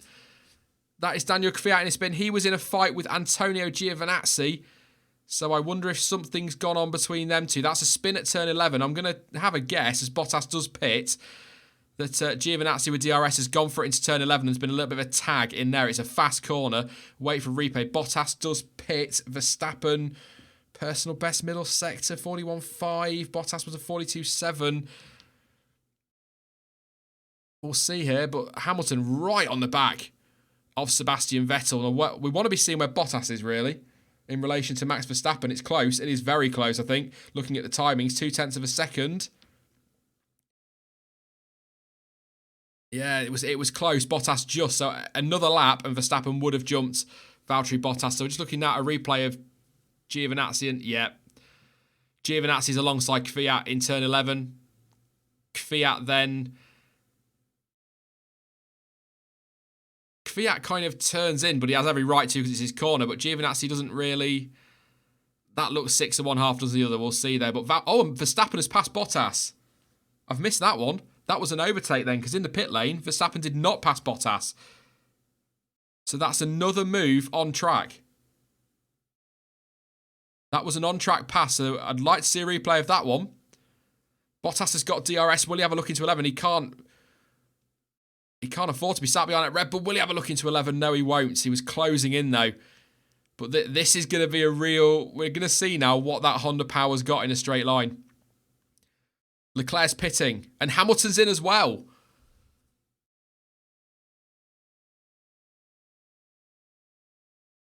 Oh, I think that's a mistake for Vettel. Yeah, Martin Brundle saying that's a sacrifice. So, Ricciardo, by the way, up to second. That's how close this field is today. So, Leclerc's pitted. Verstappen fastest lap of the race. He's going to have to. He's fending off. They had to. Mercedes needed to make that call. Verstappen's flying. And Valtteri Bottas trying to get past big-ish lock-up from Bottas into turn 1.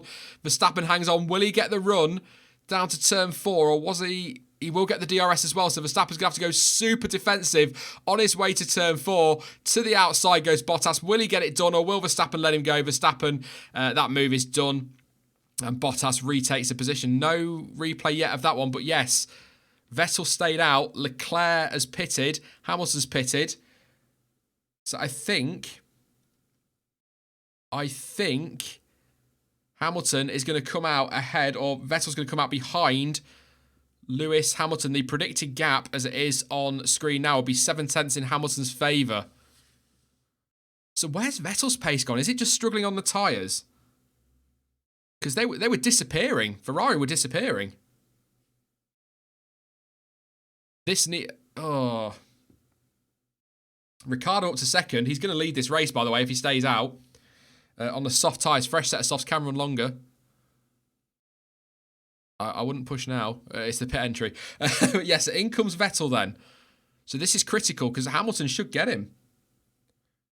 Wow. Yeah. Purple final sector. I think Hamilton's going to get him. So Hamilton's got him. So Hamilton's through. Leclerc... Right, Ricciardo leads. Leclerc is second. Hamilton now third. Vettel fourth, just ahead of Bottas, who's still having to fight off Max Verstappen in 6th place. So that is, if that is the first of 2 stops, round 1 to Mercedes, but I'm not sure they'll be pitting again. So playlister, Ricciardo leads. Yes, he does. Is the live timing not updating, or is it just all over the place like this race is? Live timing is not update. Oh, it is, but it isn't. It's sort of, that's the most recent one on Planet F1, so it's okay. But yes, Ricciardo leads. Yet to stop, although Leclerc has just gone past him. So not anymore. Not anymore. But yeah, Danny Rick yet to stop from 11th, of course. And already Leclerc going. But Daniel Kvyat and Giovinazzi under investigation. Wonder what the stewards think of that one. No damage for Kvyat as far as I know, to who asked a little bit of a moment ago.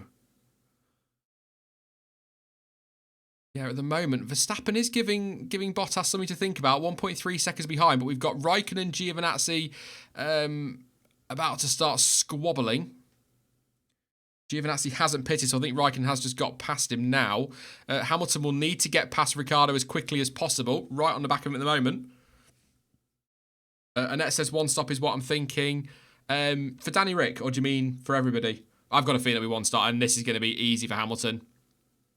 Breezes past Daniel Ricciardo into 2nd place. And the fastest lap of the race, Charles Leclerc, 33.914. It's weird to see Danny Rick be 2nd in a Renault, even though he's now down to 3rd, obviously. But yet to pit stop, yet to make a stop. Kubica 16th, Russell 17th. Stroll 18th and Grosjean 19th, with Sainz still down in 20th. I'll run through the order when things have settled down a little bit and we know where everybody is. Obviously, you can see it on screen, but I'll give you an up-to-date one with some lap times as well. We are on lap 16 of 57. Long way to go, and so much has happened already. This reminds me of possibly Bahrain last year. There seemed to be so much happening early on, and then nothing happened for much of the race. But I hope that isn't the case. I think we're about to get a Vettel move on Ricciardo. This should be DRS and done comfortably before turn 11. Indeed, it is. But what can Vettel do now? He's got to come back at Hamilton. If he wants to finish ahead of him, he's going to have to do it on track, because I've got a feeling, a bit like Annette, that this is going to be a 1-stop race. But they were in a little bit earlier than I expected. a little bit earlier. I will quickly run through the order, but I'll keep an eye on the TV as well. So a proper up-to-date one with a few times for you as well. Sebastian Vettel currently second place behind his teammate Charles. It's not at all, sorry. Leclerc leading. We'll try again. 134.8 on the last lap. 2/10 slower than Hamilton in second place, who did a 34.6. Vettel a 35.1, including the overtake on Daniel Ricciardo in third. Danny Rick 139.7 in fourth place, yet to stop. Valtteri Bottas is in fifth place for Mercedes. He is 2.5 seconds behind Ricciardo and 11.5 off the lead. He's pitted on the mediums at the moment. Verstappen as well, he's in sixth place. He's pitted, as is Raikkonen in seventh and Hulkenberg in eighth. Hulkenberg just 2.5 behind Raikkonen. Norris 1.8 behind Hulkenberg in ninth place. He's pitted. In fact, just about everybody's pitted, to be honest, apart from Daniel Ricciardo. Sergio Perez in 10th place. Pierre Gasly 11th. Magnussen just 0.3 behind Gasly. And I think that move has just been done. So I think Gasly has just overtaken Magnussen. So nothing in that. And he'll come back at him. A tenth of a second between them on the timing. Just watching rather than on the TV. And K-Mag is going to get past, is he? He's having a look down the outside into turn 4 to get back at Pierre Gasly. Will he be able to do it? He should do. Gasly fighting back and just about hangs on to that. Some good racing between them two today. Alex Albon in 13th. Giovinazzi 14th. He's on pit exit at the moment. Daniel Kvyat is 15th after his spin with contact with Giovinazzi. They're still under investigation. Loving, by the way, the new graphic. The new graphic for TV to let us know when drivers are under investigation. Kubica 16th, Russell 17th, Stroll 18th, Sainz 19th, and Romain Grosjean down in 20th is in the pit lane. And that's 2 stops for Grosjean already. Right. I'm going to have a drink. That was mad. What a great... Formula 1's boring, is it? Come on.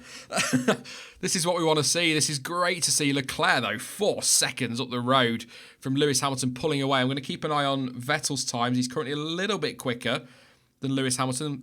And by a little bit, I mean 0.3.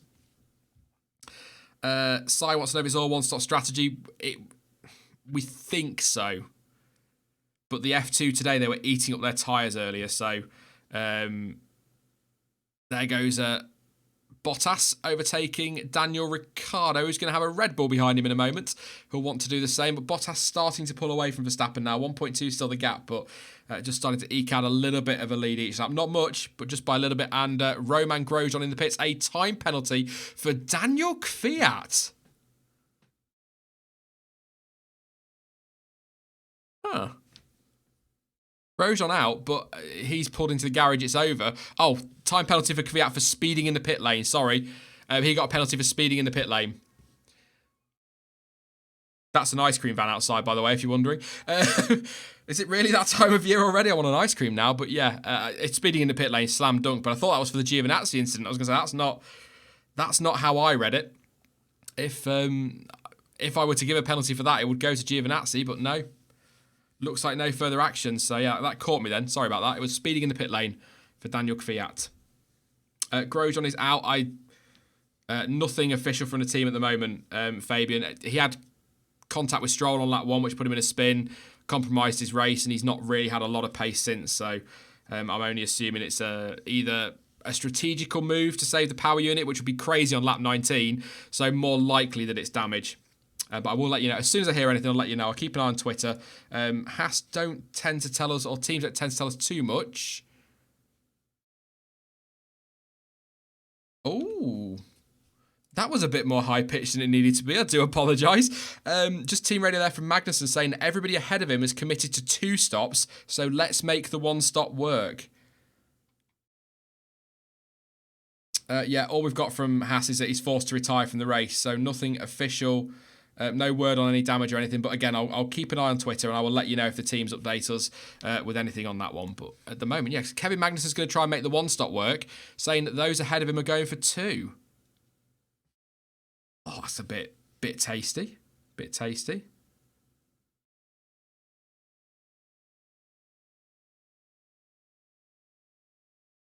Sebastian Vettel, 3rd place. 2.2 behind Hamilton, 0.3 quicker again on that lap, so he's starting to close in. But Leclerc, 4.5 seconds up the road. I wonder. I need to see Hamilton a moment. Is he on the stop? So Hamilton is 2 stopping. Sorry, apologies to everybody. It is just literally... Yeah, thank you. Josh, very wide out the final corner from Hamilton, but I completely missed that. Hamilton's on the soft. He is two-stopping.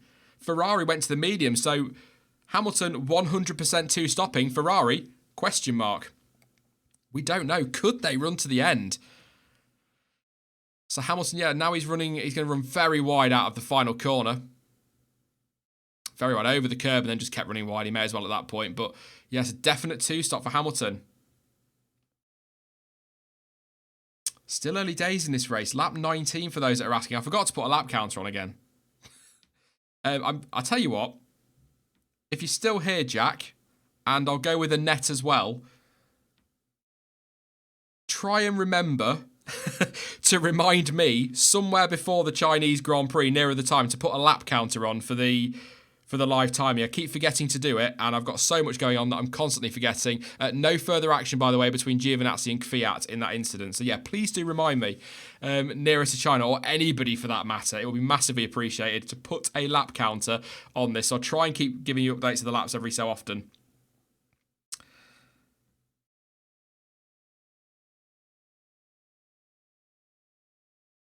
Hamilton on two stops. Side question. Yeah, he is 100%. He started on the softs and he's pitted for softs. Anybody else done that? I don't. Bottas gone medium, so they've split. They could have split the strategies here at Mercedes, but I'm going to say this. Bottas does not seem to have an answer for the three ahead of him. 8.2 seconds back. He's, to be fair to him, he's only in air quotes 2 or 3 tenths slower, but he's only a couple of tenths quicker than Max Verstappen as well. So Bottas, at the moment at least, doesn't seem to have the pace.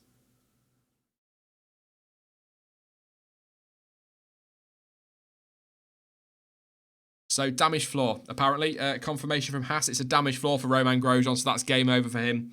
That's 2 retirements in a row for Romain Grosjean, which is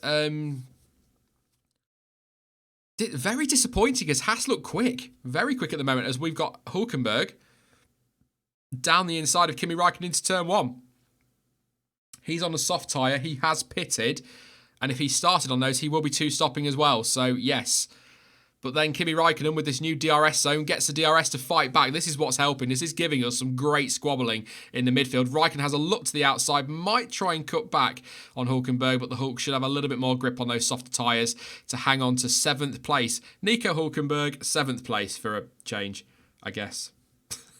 he does like his 7th place as a Hulk, doesn't he? So 7th and 8th, it's been good stuff. Midfield spread out a little bit, but it's still fairly close in F1 terms.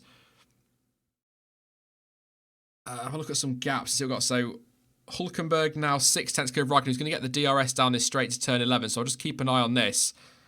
See if he's going to have any, because his extra powerful DRS is definitely making this even more OP than it was last year. This is chaos.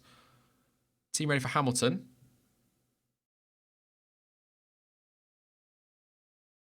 Hamilton says, I'm in big trouble. It's lap 21 and I'm losing the race. He's only 6 tenths clear of Vettel. He is struggling. He is struggling. He's half a second slower on that lap. So there's those rear tyres are finished already on the Mercedes. That's the brand new set as well. So they've only gone, what, 12 laps, if that? Possibly less, and they've gone already. So Sebastian Vettel and Charles Leclerc. And I will say that surely means 2 stops for most drivers.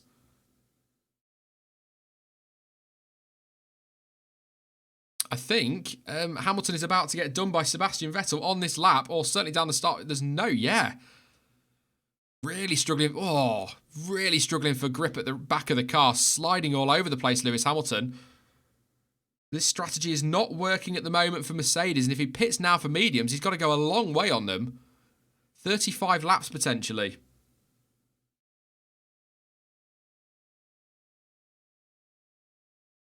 I'm just keeping an eye on this one. So Vettel, has been on his mediums for 7 laps. That means Hamilton's been on his softs for 8 laps.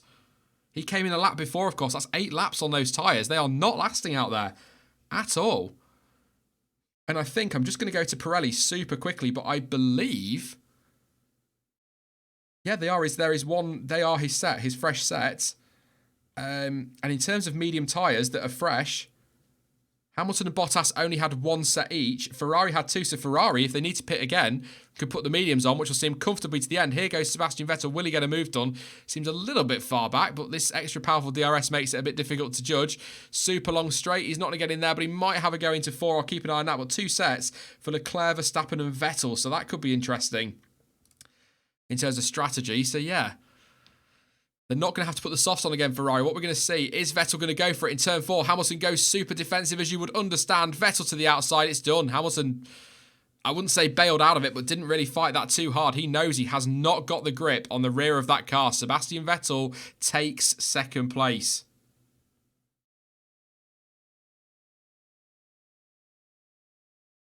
Wow.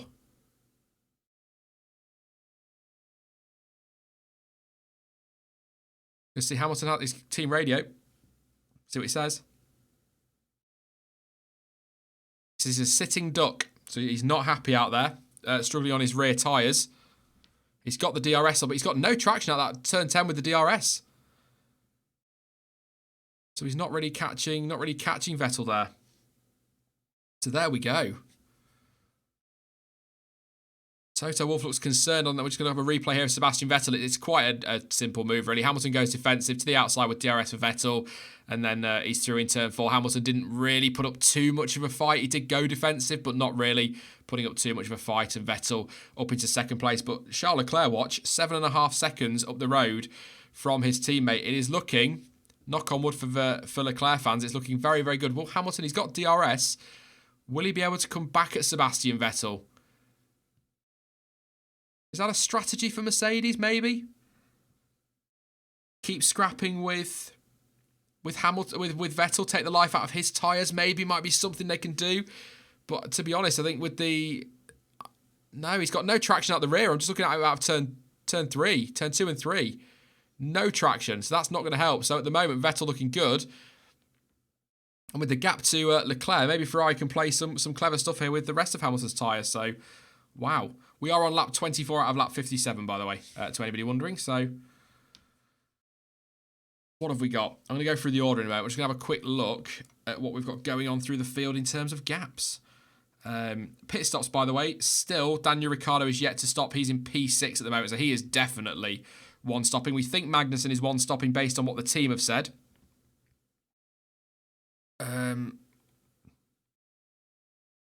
Let's have a look. Looking for fights on the track. Norris is 1.1 behind Raikkonen. Hulkenberg only 0.3 behind his teammate. So Ricciardo needs to let Hulkenberg go. Hulkenberg last lap 37.9. Ricciardo 39.9. So that's going to cost him time. Raikkonen only 1.9 further back from there. Magnussen's on the back of Alex Albon. 0.6 between them. Yeah, a few little scraps going on out there. Sainz is still on the track despite his earlier issues. The contact with Max Verstappen, of course, no further action on that. No further action on the Kvyat and Giovinazzi incident. No further action on the Grosjean and Lance Stroll moment. And Stroll is in the pits, as I say that one. So that is it. I wonder what Mercedes are going to do.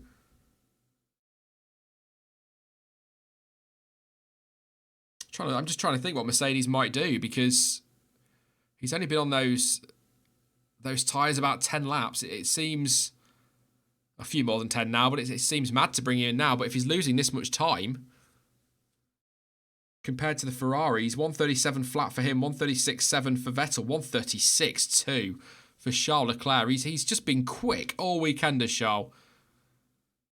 And he's cruising away out front at the moment. When you think back to the start as well, so much has happened in the first 25 laps of this race. But you think back to the start, not a great start at all from Charles Leclerc. Fell behind Vettel, then fell behind Bottas, had to fight off Hamilton, possibly a tiny little bit of contact, and then he fought back to find himself, including overtaking his teammate, to get the lead back. So, yeah. I'm trying to think of the last time as well that we had... I think of the last time we had an opening 25 laps like that. Maybe the US Grand Prix last year. That was quite a solid one. Who's holding fastest lap? It is Charles Leclerc at the moment. He's got that one quite... they're matching each other now. Vettel marginally 7 thousandths of a second quicker on that lap than Leclerc. But yes, Leclerc does hold the fastest lap at the moment. So he would have the point. So that would be 26 points for him. Would that put him top of the championship? No, because Vettel might be ahead, actually. I'm not sure. I'm not going to sit here and try and do maths. Happy Mother's Day on the sign there at one of the garages. So to any mums watching, Happy Mother's Day to you. And I know Mum's not watching. She's gone out for a meal with my sister. But, on the off chance, Happy Mother's Day to Mum. Yes, there you go. I'm sad like that. Soppy. Kimi Raikkonen, Lando Norris right up behind him. 1/10 of a second. Norris, is he going to go for it? Into turn one, has a little look. Is he going to go for it? He's going to stay in there, and why not? And Lando Norris goes past Kimi Raikkonen. I think that then means that Raikkonen takes a wider line to get a better run through 2 and 3. Norris still has the DRS to go defensive. Raikkonen with a nice toe, going for it down the outside of turn 4. But Lando Norris holds on for P7. Racing hard today, Lando. He really needs to try and recover something here for McLaren, because they've been good this weekend. They've been very good this weekend. 2 cars into Q3 for the first time since 2017 in Malaysia, so great performance. And then Sainz, unfortunately, contact with Max Verstappen has put him down there in 19th place. Good move. So yeah, Raikkonen tries to come back at Norris with the wider line through 2 and 3 to give a better run. And Norris gets a DRS to defend. And there we go, yeah. What's Hamilton doing lap time-wise? 2.4 seconds behind Vettel now, 1:36.8. So he's 6/10 of a second slower at the moment than the Ferraris.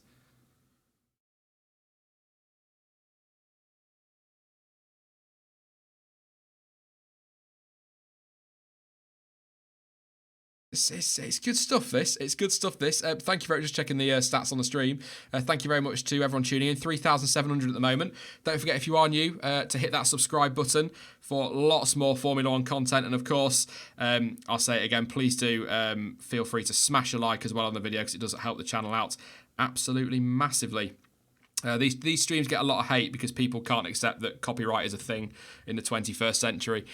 So please do feel free to smack a like on there, because it does mean a lot and it does help the channel out. So yes, Charles Leclerc, comfortable, 8.2 at the moment. The Ferrari separated by just a few hundredths in terms of lap times. Hamilton falling away, Bottas in 4th, Verstappen 5th, Hulkenberg 6th. Ferrari... not really readying some tyres, just checking the temperatures on those ones there. Norris in 7th, Raikkonen 8th, Gasly up to 9th, but only up to 9th. He's 2 stopping, I think. Perez in 10th. I think most are going to 2 stop, to be honest. 10th for Perez, 11th for Magnussen, 12th for Ricciardo, 13th for Giovinazzi, 14th for Kvyat, 15th for Albon, 16th for Kubica, 17th for Stroll, 17th for Russell, 18th for Stroll. Not anymore because Russell's in the pits, but 19th for Sainz. 1 retirement despite all the chaos, and that is Romain Grosjean, damage to his floor after that contact in turn 1 on lap 1 with Lance Stroll. Pit window open for a 2-stop strategy if people want to swap to the medium tyre. Whoa. Lap 28 of 57. I'm just trying to think where this is going to go. I think, well, we know Hamilton's 2-stopping whatever happens because he's only run the soft tyres. I'd be surprised at this pace if Ferrari can run those mediums to the end, but they will run a lot longer than the Mercedes do. And at the moment, they're much quicker. Just having a replay of the start here. That start from Bottas was super quick. But I don't think we're going to see anything here that we didn't see earlier on. Doesn't look like it. Leclerc down the outside. Vettel just doesn't really squeeze in, but keeps his position. Bottas then gets the run at Leclerc, who did struggle early on for grip on that lap, to be fair. Did really, really struggle.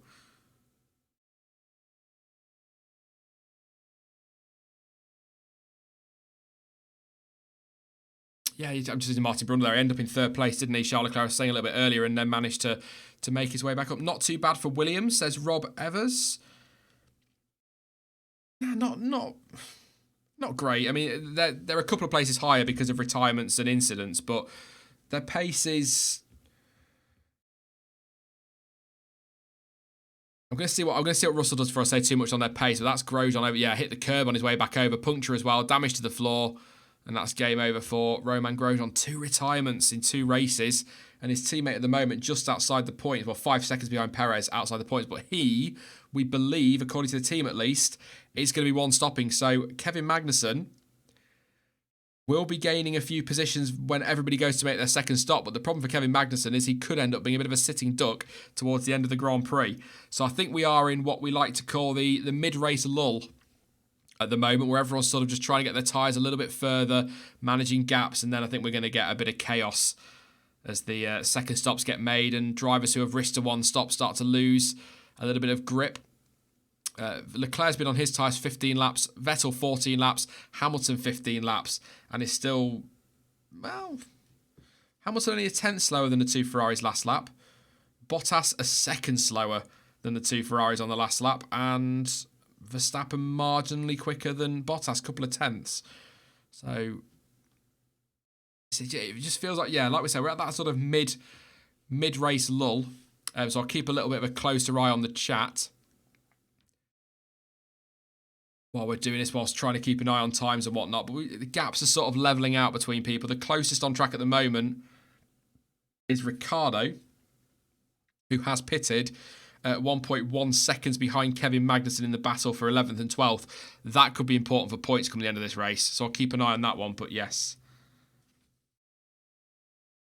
Leclerc fastest lap once again, by the way. So looks like he might be on for a point. What was the fastest lap last year? Let's go and have a look. Fastest lap, Valtteri Bottas on lap 22, a 1:33.7. And Leclerc has done a 36.7. So there's still time to be found in there. There is still time. So that is not, I would be surprised if that is the fastest lap of the race. Thank you very much, Jack, by the way, in chat for everybody for posting the lap counters. Please do remind me before China, and I'll try and make sure I put one on screen. We are on lap 30 of 57. Still got 27 laps to go, and we're on board with Daniel Ricciardo at the moment, who is trying to get past Kevin Magnussen. Maybe not. I thought I spotted something there, but it wasn't.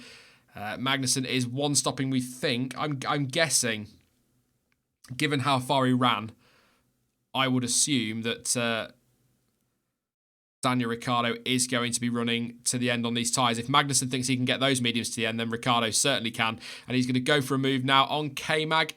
On the start-finish straight, that's going to be nice and easy with the DRS and up into 11th place. But K-Mag will then get to come back at him on the run to turn 4. Whether he's just running his own race, I don't know. But like I say, I would like to think that Daniel Ricciardo is going to run to the end on those, because he went quite far on the softs, didn't he? Magnus is not going to get back at all. Comfortable now for Ricciardo. Could be off for points here. See what pace he's got. It's 1:38.3. 36.8 at the moment from Vettel, and 37 flat from Leclerc. So Vettel starting to pick up his pace. Hamilton a tenth slower than Leclerc. Watching a replay of Daniel Ricciardo's DRS overtake on Kevin Magnussen. But Ferrari looking good. Just listening to Martin Brundle there, I've just looked at the times. He's right, yeah. Ferrari have pretty much got a pit stop in hand with Leclerc over Bottas in 4th place. So looking good at the moment for Ferrari. Knock on wood. Sorry, Ferrari fans. I'm trying to jinx things for you.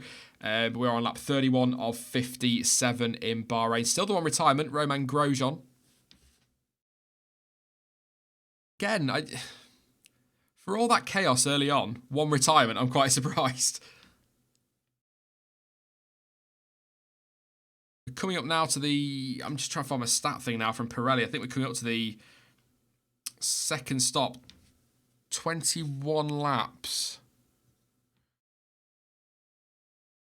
He's gone straight to softs, hasn't he? So no, that graphic doesn't work. So 15 laps is what they reckoned off the start for the soft tyres on a fresh set. And then so he should be able to do 15 laps on those, which he's already done. So we should be about at the pit stop window now, lap 31, for him to come in and put the medium tyres on. But he's losing time, 3.4 seconds behind Vettel, 3.2 now. And we're just watching here very quickly, Sergio Perez having a go down the outside of Pierre Gasly in turn 11. That would be a cracking move, but he's not got that done. I think, no, I get the feeling Gasly's a bit of a sitting duck here. When did Perez pit? Have we got the information here? He's 22 laps on those tyres at the moment. So, according to that, I'm not sure that's right, to be honest, but yeah. So I think Hamilton, if he's going to go to the medium, should be in soon. Should be in soon. Because they reckon 15 laps on a fresh set of softs. So that's what I'm expecting. Will Perez get the move done on Gasly now? He'll have DRS down that straight. We've got a Williams just behind. I think he is a lap down. He is indeed. And here goes Perez now. Gasly goes a little bit defensive. Perez, I think, will just keep the DRS as well. Oh, Perez goes past Gasly up into P9 as that will work out. A couple of points at the moment for Perez. And he got the DRS as well. That was well played. Well played by Lance Stroll. I'm getting excited. Sorry, that was not Sergio Perez. I just saw pink car and Gasly together. That was Lance Stroll unlapping himself on PA Gasly.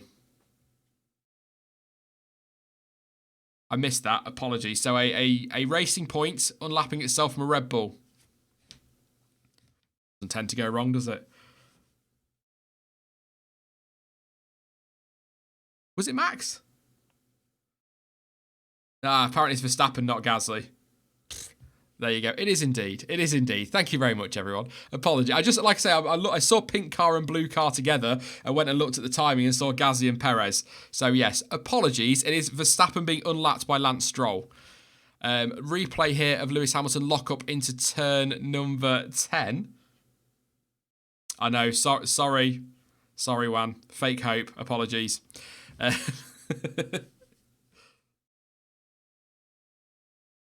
I need to learn to look at numbers rather than colours and then timing screens. I will try and do that. But yeah, lock up from Hamilton, 4.7 back. I think we're at the point now, as the Red Bull boys are in the pits now for a second stop. It is going to be Max.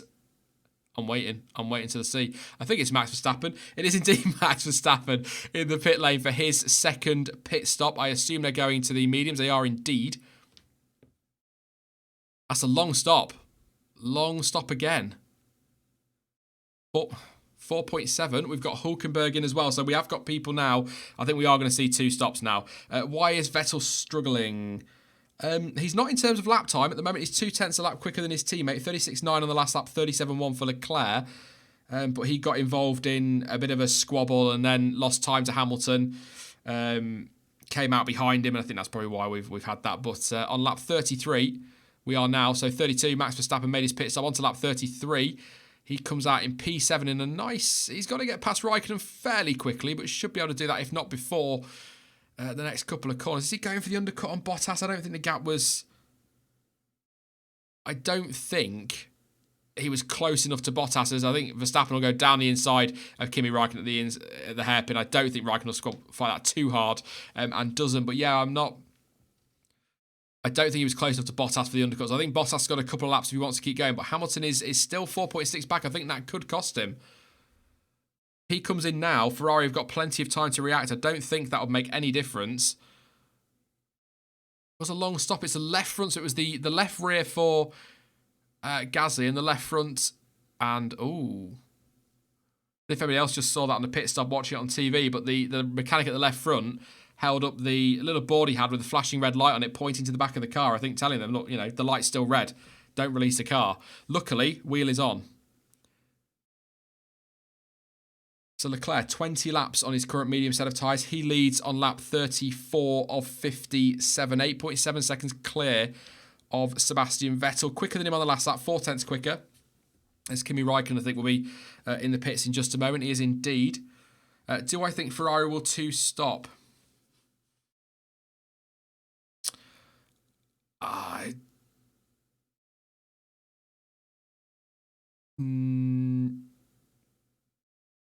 look at the times. I think they might. It's difficult. If Hamilton pits and they've got a pit stop back to him, they may as well not take the risk.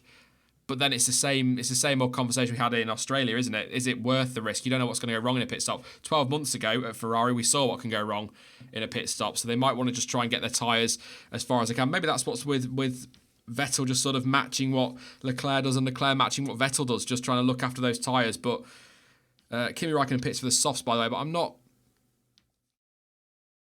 Yeah. I'll keep an eye on the lap times, but Hamilton in the pits, by the way. But we've got Kimi Raikkonen trying to overtake a Toro Rosso, and he's going to go through there. That's going to be close. But Kimi's not going to get it done. Having a look at Alex Albon. So in comes Hamilton for the medium tyres. Ferrari might react. Yes, Lando Norris, P5, I know. I'm trying not to jinx the lad at the moment. There's a couple that I'm trying not to say too much on with their position, so I don't want to jinx them. And down the inside goes Kimi Räikkönen into turn 10. Good move past the Toro Rosso up into P12. So Hamilton has pitted. He's put on the medium tyres. He should be quick as he exits the pits. Will Ferrari feel they need to stop? 36 seconds is the gap back to Lewis Hamilton from the lead. Vettel is 25. So Vettel will have a... What's that? My maths has just gone completely. It's about, comfortably. I wonder if Ferrari, they might give it a couple of laps because there's no pressure as Norris comes into the pits as well. There's no pressure on Ferrari at the moment to make a stop. Certainly not with Charles Leclerc. I don't really think with Vettel. They might give it a couple of laps, but I'll keep an eye on that. I will keep an eye on that one. So Ferrari are going to pit. They are going to pit. I think that's a good decision. As Hamilton cruises past the racing points to lap it. So Vettel in. They've pulled Vettel in first. Makes sense to cover Hamilton, I suppose. Oh, yes. Oh, definitely. Hamilton 40.4 in the middle sector. 2 seconds quicker nearly than... 1.6 seconds. I like to exaggerate. 1.6 seconds quicker in the end. So that's good stop. 2.3 from Hamilton. That's Bottas. Goes through. Vettel will come out ahead of Hamilton. That's a bit closer than I thought it was going to be, to be honest. Not going to lie. That was a little bit closer than I thought, but still fairly comfortably quicker from Hamilton on that lap in the middle and the final sectors. Bottas. What part can he play here? So now it's going to be interesting to see what that Ferrari can do because Vettel needs to go for it. Will Leclerc pit? I think Leclerc will need to.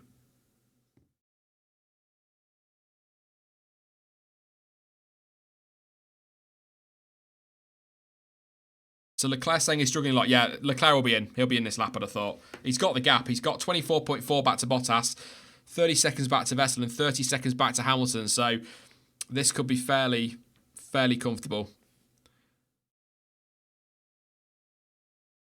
Ferrari were good. Mercedes were good on the mediums as well in practice.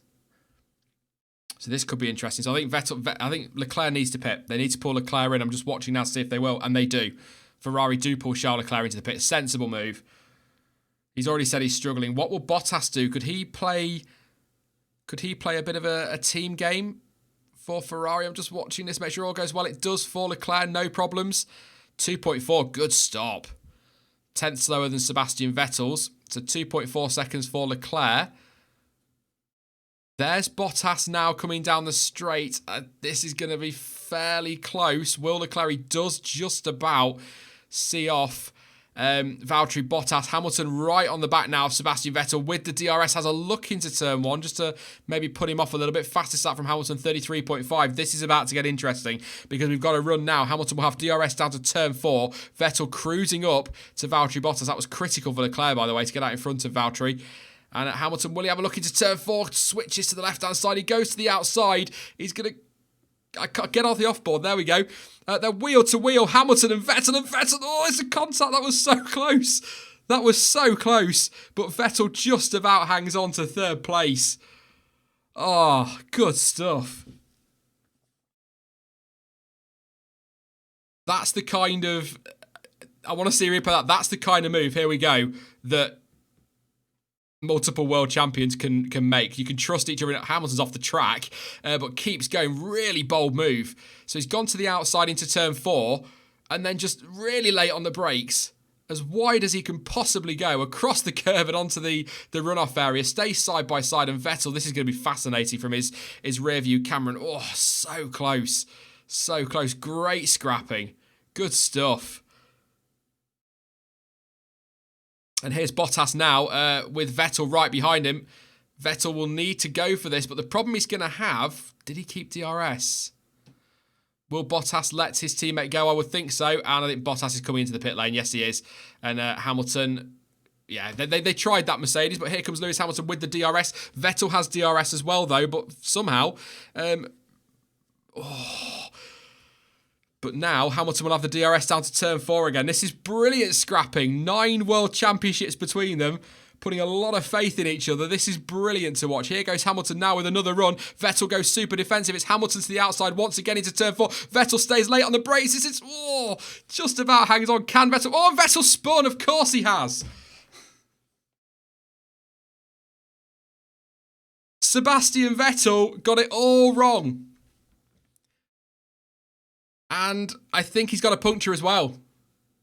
He's got a left rear puncture. I don't know what's happened there. Let's have a look here. So, Hamilton's got through. There's no contact. Oh, he's floored it. He's absolutely floored it. He's put his foot down to try and get back at Hamilton, then put it into a spin. And then what he's gone and done is, as he did in China last year, he smashed the throttle rather than just giving it a second and spinning the car around a bit more sensibly. He's floored the throttle. And he's damaged his rear. And he's got no front wing now. It has all gone wrong for Sebastian Vettel.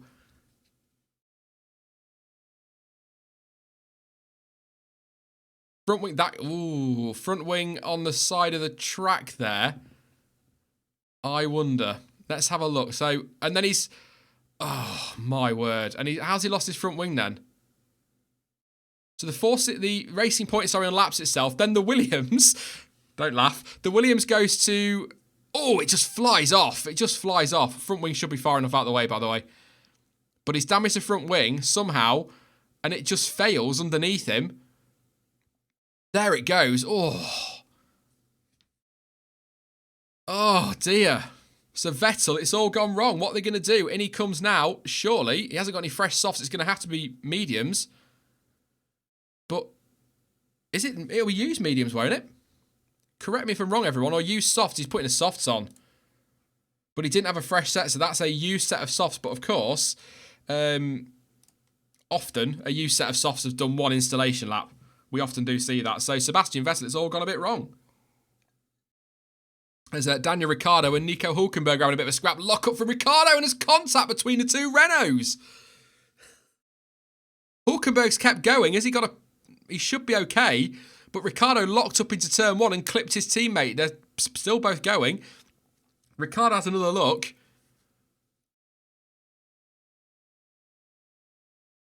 Is Ricciardo going to get back at him now? He isn't. No, this is good stuff between Hulkenberg and Ricciardo, but I'm sure there was contact into turn 1.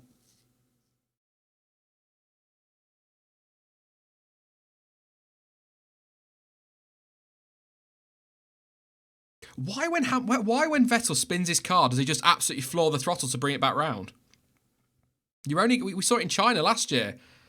It's only going to destroy your rear tyres, and you're gonna have no grip after pit. So, and then obviously front wing issue as well. It doesn't make sense. And then I'm not a racing driver, so who am I? I have another replay of Sebastian Vettel here, who then gets, so it all starts. How's his front wing got damaged? I can only assume it's a... Oh, he didn't floor it, to be fair. No, all right, I'll let him off. I thought I'd seem to remember I saw in the background that he floored it, but he didn't. He let the car bring itself back round, but does he floor it afterwards? The replay's probably not going to show us.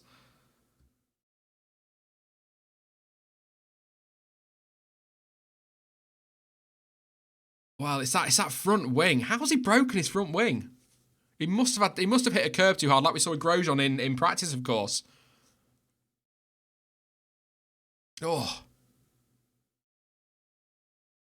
good point. Martin Brundle there says what could have done that is the vibration from the tyre that's punctured, obviously, could have caused that. He's down in 8th place, Sebastian Vettel. Anybody wondering? We're going to see some overtaking here if he can keep it in a straight line. It is only race 2 of 21, but I've got to say, it's not been a good start to the season for Sebastian Vettel now. It was looking okay, 2nd place. It's a podium, it's 2nd place, a good recovery from Australia, but now it's looking rough because his teammate, we've got yellow flags. His teammate looks good for the win. 8.9 seconds. Well, knock on wood. 8.9 seconds. 9 seconds up the road now from Hamilton. I assume it's for that Marshall maybe recovering the front wing. I'll let you know in a minute when it go past it. Yes, they have. They've retrieved the front wing. So Vettel now coming up behind Lando Norris. Renault sitting pretty, by the way. 5th and 6th at the moment. Obviously, you would assume Vettel is going to catch them and get past on the fresher soft tyres. And he's just got to give it everything now, Vettel. Vettel 68.3 seconds off the lead now. Put that into context, he's about 6 seconds off when he spun. Maybe a little bit more. So his recovery now is 5th place because Hulkenberg's 25 seconds off the lead and he's 65, he's like 25 off Verstappen. 25 seconds off Verstappen. So I think 5th place is Vettel's best recovery at the moment, unless we get a safety car or we get some retirements ahead of him down the inside of Lando Norris into turn 1 from Sebastian Vettel. But we are on lap 41 of 57. Leclerc 9.5 up the road from Lewis Hamilton. Bottas 27 seconds behind his teammate. Big gap. Max Verstappen 4.5 behind Bottas, so he's still in play there if he wants to go for that one. Nico Hulkenberg in 5th place. Ricciardo in 6th. Vettel in 7th, but 7/10. Just a replay now of the Renaults. Ricciardo locks up. There's definite contact. Yeah, there's definite contact. Lock up from Ricciardo, who's just gone straight on. Oh, he's run over his front wing. Hulkenberg says I gave him plenty of space. He did. He gave him about 3 car widths. Exaggeration. Before you hold me to that one. But yeah, he just he runs over his front wing, so he's lucky not to get a puncture, actually. Nico Hulkenberg. And there goes Vettel passing former teammate Daniel Ricciardo up into 6th place. Has he got the pace? What's he got? 15-ish laps to go. 35.9. He's not quick enough to catch Verstappen at the moment. So P5, will Ferrari turn things down a little bit? They need a safety car. I've got a feeling, though, with what we've seen so far, and I don't want to jinx this for anybody who's got a favourite driver in a really good position at the moment, I've got a feeling this isn't over. Not for Vettel, but I mean the race. I feel like we're getting something just yet. It's been another one of those Grand Prix. Not complaining at all, of course. Nico, my turbo driver, says Daydreamer. I know somebody who swapped out Hulkenberg for Ricciardo. He wasn't very happy after qualifying.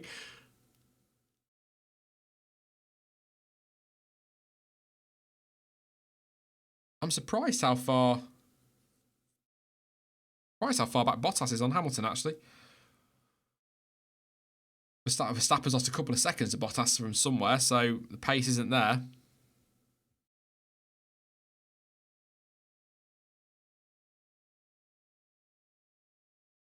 Now it's over. Podium is set. Podium might be set, but there's 16 other runners. That's, you know, all it takes is a stupid move from I don't know, pick 2 at random, an Albon on Raikkonen, for example, or a Raikkonen on Norris, and we get a safety car, and suddenly you've got Vettel sat there on a fresher set of tyres, feeling pretty racy. So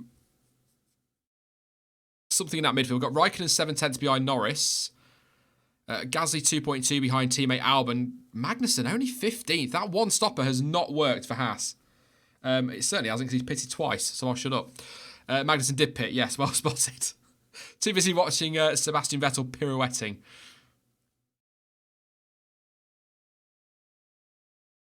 So Vettel should get the DR, will get the DRS down the straight. Got yellow flags on track.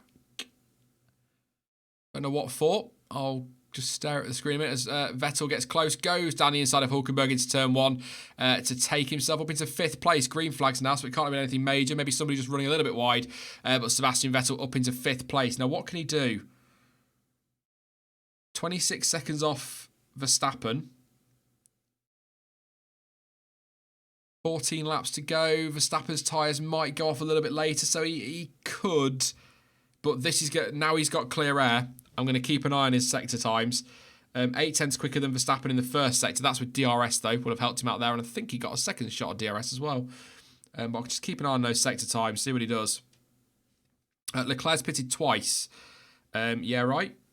He's pitted twice, so 9.8 clear, nearly 10 seconds up the road now from Lewis Hamilton. Bottas third, Verstappen fourth. Verstappen 42-0 in the middle sector. Sebastian Vettel hasn't come through yet. 41-6 of 4 tenths. He's closing in. He's closing in, but I don't think that's quickly enough. Famous last words. We are on lap 44 of 57, so he needs... he's going to have to be quicker than that. Ricciardo 36-6 on that lap. Not a bad lap at all from him. Leclerc 35-3.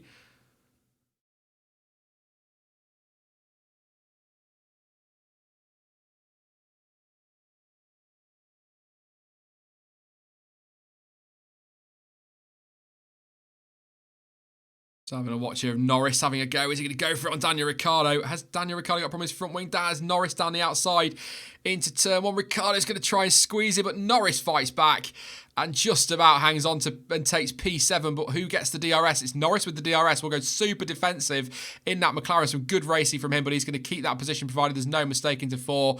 And he does keep that place. Good move from Lando Norris. Has that little incident with his teammate between Ricciardo and Hulkenberg. Left Danny Rick with a bit of front wing damage, but he has only pitted once, so maybe his tyres are just starting to fall away a little bit. Thank you very much, by the way. 4.1 thousand of you tuning, or 4,100 tuning in. Massively appreciated. I'll say it again. Cheesy YouTuber line as Kimi Räikkönen has a look at Daniel Ricciardo. Don't forget to subscribe if you're new, and do smash a like on the video as well. It really does help the channel out. If you could do that, that'd be massively appreciated. 600 odd at the moment. 4,100 watching, so let's see if we can get that a little bit higher before the stream finishes. Yes. Likes and dislikes, a YouTuber's life. It's very exciting. Kimi Räikkönen having a look at Daniel Ricciardo. I would imagine we'll probably wait now for the start-finish rate. It's weird seeing the teeth, if you like, on that nose of the... I guess the monocoque anyway, I don't know. But yeah, the little teeth aero bits on the Alpha near the number. They look quite weird on board. They're not too bad off, but on board they look a bit weird. But, you know, it's all good fun. Kimi Räikkönen is going to get the run on Daniel Ricciardo. That's going to, as Norris doing the old trying to break the toe. Good decision. Kimi Räikkönen with the run. He's got DRS. Ricciardo goes defensive. Räikkönen to the outside. That should be done, but Ricciardo will get DRS. So if he can get a good exit, he might be able to have a go at Kimi Räikkönen into 4, but I just don't think the one-stopper's working for Ricciardo.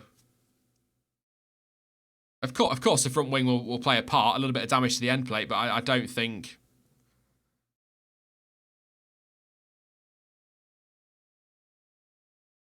No, I don't think that'll make much. I think it's just his tyres.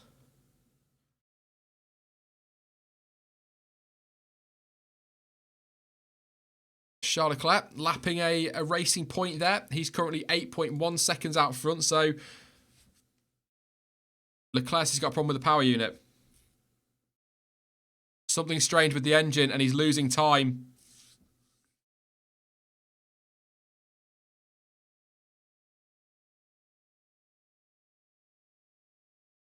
I'm just watching his time. 7.6 seconds up the road at the moment. 9 tenths on the last lap he lost to Lewis Hamilton. He's losing time. Oh, he's finding some. 7.5 at the moment. I think he's got 10 laps to hang on. He's not... 7.2 seconds is the gap. 30... I'll wait for them to go across the line as Kimi Räikkönen has to go down the outside of Lando Norris. He's not going to get around there, but he will get a second bite on the run down to turn 4 with the DRS. But I'm just trying to watch two things at once there, as closely as I can. Leclerc 42.2 in the middle, 42.3, and then 24.3 place 26. Half a second slower in the final sector. Räikkönen hasn't got past Norris. Oh, 38 flat for Leclerc. He's in trouble. I think Lewis Hamilton is about to win. Well, he's about to take the lead. Well, not about to, but I think you get what I'm saying. Charles Leclerc, it's all falling apart for Ferrari.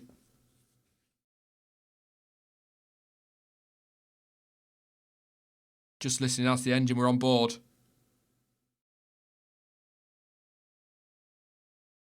It doesn't sound...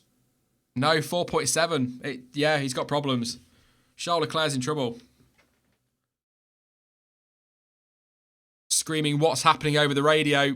Ferrari look absolutely gutted. It's just all gone wrong. Sebastian Vettel's mistake again put them in a scrap with Lewis Hamilton. And Charles Leclerc reliability problems. 32.1 in the first, 30.3. He's 2 seconds slower in the first sector.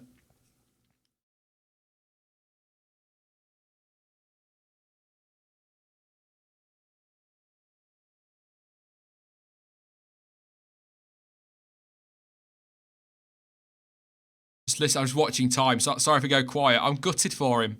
Absolutely gutted. If no disrespect to any other driver, if that's a Vettel or a Hamilton or a Bottas or a Verstappen out front, it's not as gutting because they've won races. We've seen them do it. This is his first. He's been brilliant all afternoon. The gap's down to 2.9. It's game over. Can he?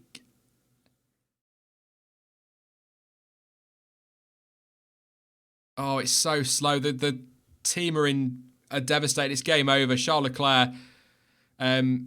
I don't think he's not harvesting. There's no flashing at the back of the car. Charles Leclerc looks like my Vauxhall Astra in a straight line. I'd be surprised if he gets to the end. Hamilton within a second now.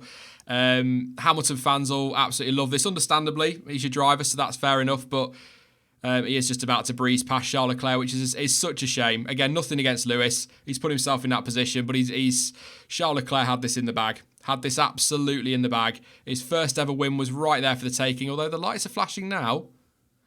But yeah, it's a shame.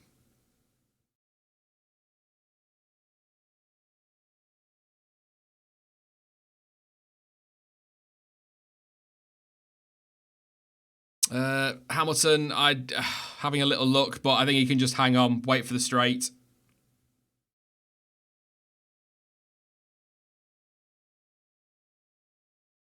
Just waiting for the inevitable moment now. Like I say, I'd feel the same if that was Gasly as well. It's you want to see them, and it's nothing in a straight line. Hamilton cruises past, probably goes straight past and turns his engine down and can cruise to the end. That's it.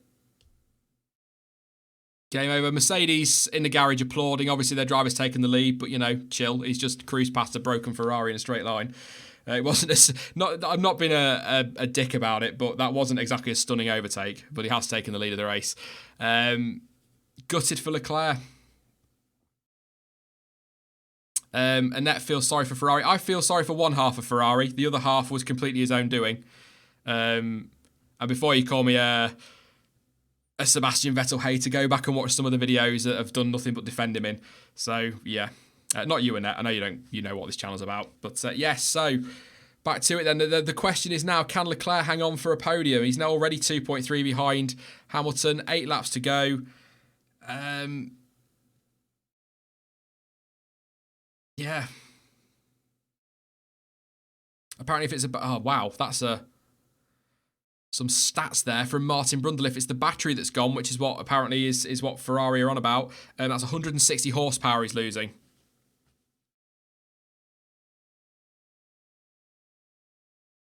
Also, it's the second weekend. I've got a prediction right. I literally sat here 5 laps ago and said, I don't think this race is over. Apologies. Apparently, I get things right now. I will try and get things wrong.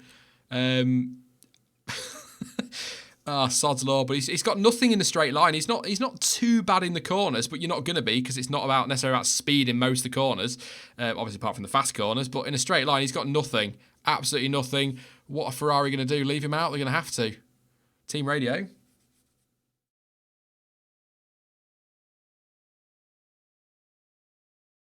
Team saying that the gap back to Bottas is fine. We should finish like this. I'm not quite so sure. That's 7 seconds in 2 laps from Bottas, I think.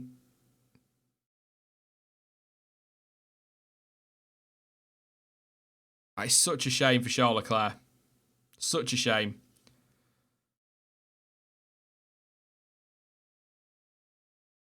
Norris has impressed me, not going to lie. I didn't think he was that good. 7th, he was qualifying in Australia. He was star of the day, wasn't he? In my opinion, good yesterday to get P10, but yeah, he's P7 at the moment. He's raced really hard. He's raced really hard. There are a number of drivers, I don't mind saying which ones, it's not a problem. Charles Leclerc was one. Lando Norris, Callum Ilott, Mick Schumacher, that I pretty much watched from their very early days of racing. And Lando Norris is somebody that I knew had talent, but felt that he came into Formula 1 a year too early. But 2 races in, he's showing us that he's got something. Leclerc sounds gutted on the radio. Understandably. I don't know why I said that. That's the most obvious statement I've ever made. 140.6. Bottas 5.3 seconds quicker on the last lap.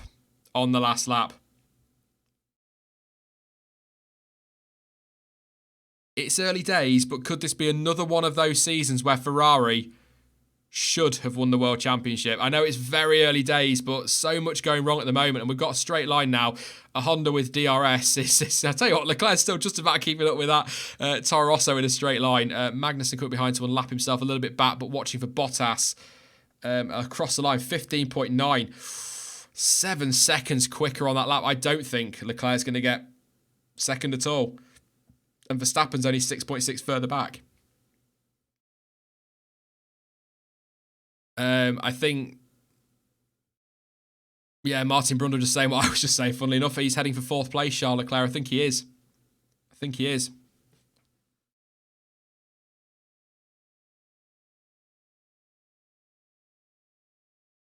Yeah, that's 4th place, Crofty and Mong.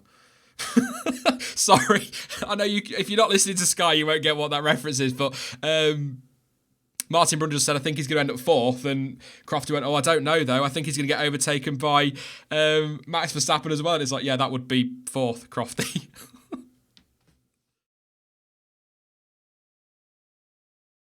No need to take risks is what Bottas is being told. 13.3 behind once again. Comfortably quicker on this lap. So we're just watching lap 51 of 57 for those that are asking. So just watching this one. But Charles Leclerc, the best Ferrari of the weekend, comfortably. He was. Something sounds rough out there. Possibly the Ferrari. But he's been so good in practice, so good in qualifying. Up until the point where his engine or power units let him down, he was looking so good as well. Racing the bag, frankly. It was done. But I think it's going to be close between Verstappen and Leclerc, as Christian Horner just said in the pit wall. Look at the times now. 35.9 for Verstappen, 40.2 for Leclerc, but 35.6 for Bottas is another best part of 5 seconds.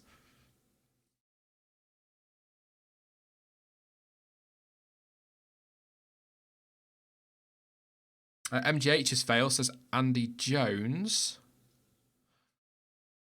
Hamilton on team radio.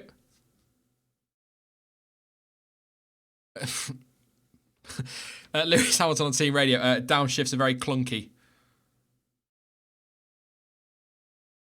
No. Oh.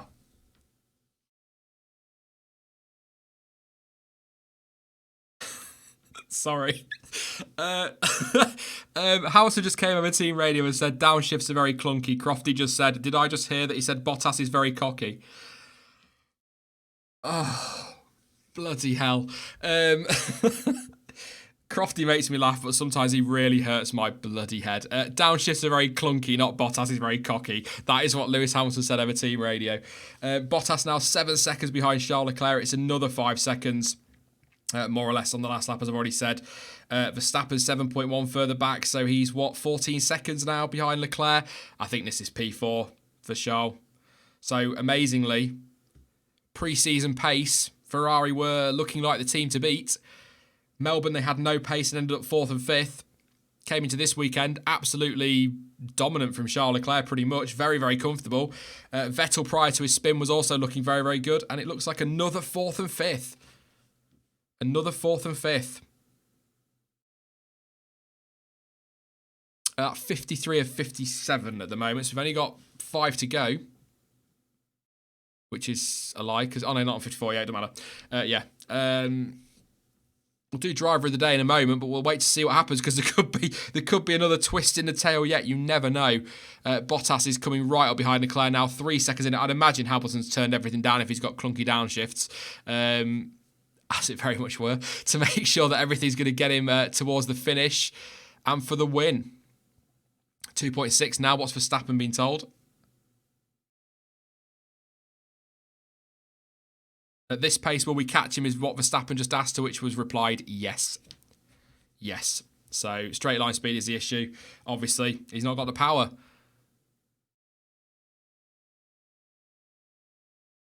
Bottas 2.3. You can see Verstappen in the picture. It's going to be the same podium with a slight change in order as Australia by the looks of it. Hamilton for the win, Bottas second, and Verstappen in third. That is who's got the Leclerc has the fastest lap at the moment. I don't think there'll be any consolation for him whatsoever. But that's going to be almost maximum points for Mercedes out of 2 races. Leclerc's so slow in this. This is going to be so painful to watch as Valtteri Bottas will, quite why Ferrari told him over team radio will finish like this is just ridiculously unnecessary. But here goes Bottas. Past he goes. Easily halfway down the straight. Game over. P3 now for Leclerc. And then Verstappen is 6.5, 6.2 seconds further back. That you could just see him on the timesheet. It's just tumbling down the straight.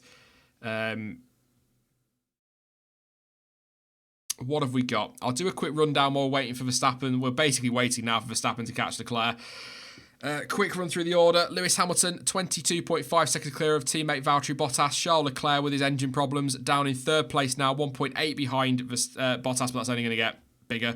5.4 for Verstappen, just behind. Mercedes applauding as Bottas moves into second place like he's just pulled the move of the century. Verstappen 5.6 seconds behind Leclerc, going to catch him. Vettel 26.3 behind Verstappen after his cock up earlier in fifth place. Lando Norris up into sixth. I think Hulkenberg might have some kind of... Hulkenberg's dropping down the timesheets. What's happened to Hulkenberg? And Hulkenberg is off. So that is that for Hulkenberg. So Lando Norris up to sixth place. Kimi Raikkonen seventh. Pierre Gasly eighth. That'll promote Ricciardo to ninth. Albon to 10th. Perez to 11th. Giovinazzi to 12th. Oh, and Ricciardo's off as well. Hang on, we'll do the order in a minute. What is going on at Renault? Both cars, basically at the same corner, have pulled over. Game over. What has happened?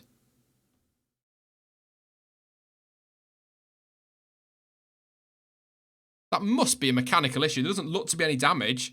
I don't think they're that close together on track. Engine just cut out is what Daniel Ricciardo said. He can get no luck, that guy. Absolutely no luck.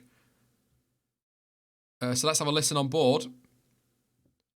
Oh, Daniel Ricciardo. Through turn one. Oh, everything just cut out. Game over. Then what happened to Hulkenberg then? On board with Nico Hulkenberg. Rear view. Oh, and his smoke out the back of his Renault. That is 2 Renault power unit issues. Definitely looks like 1 failure in the first corner. Safety car has been deployed. And that has just absolutely, quite frankly, and I'm going to say it and I'm sorry, shat all over Charles Leclerc's afternoon even more. Because that is going to put him out of the points.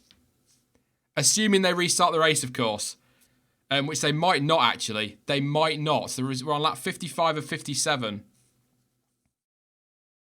Still I Rise getting excited in the chat because Hamilton was gifted a win. I'm joking. I'm only giving you a bit of banter, mate. Hashtag blessed, he said. Thank you very much for your contribution. But wow. Oh, and that's Carlos Sainz pulling in the garage.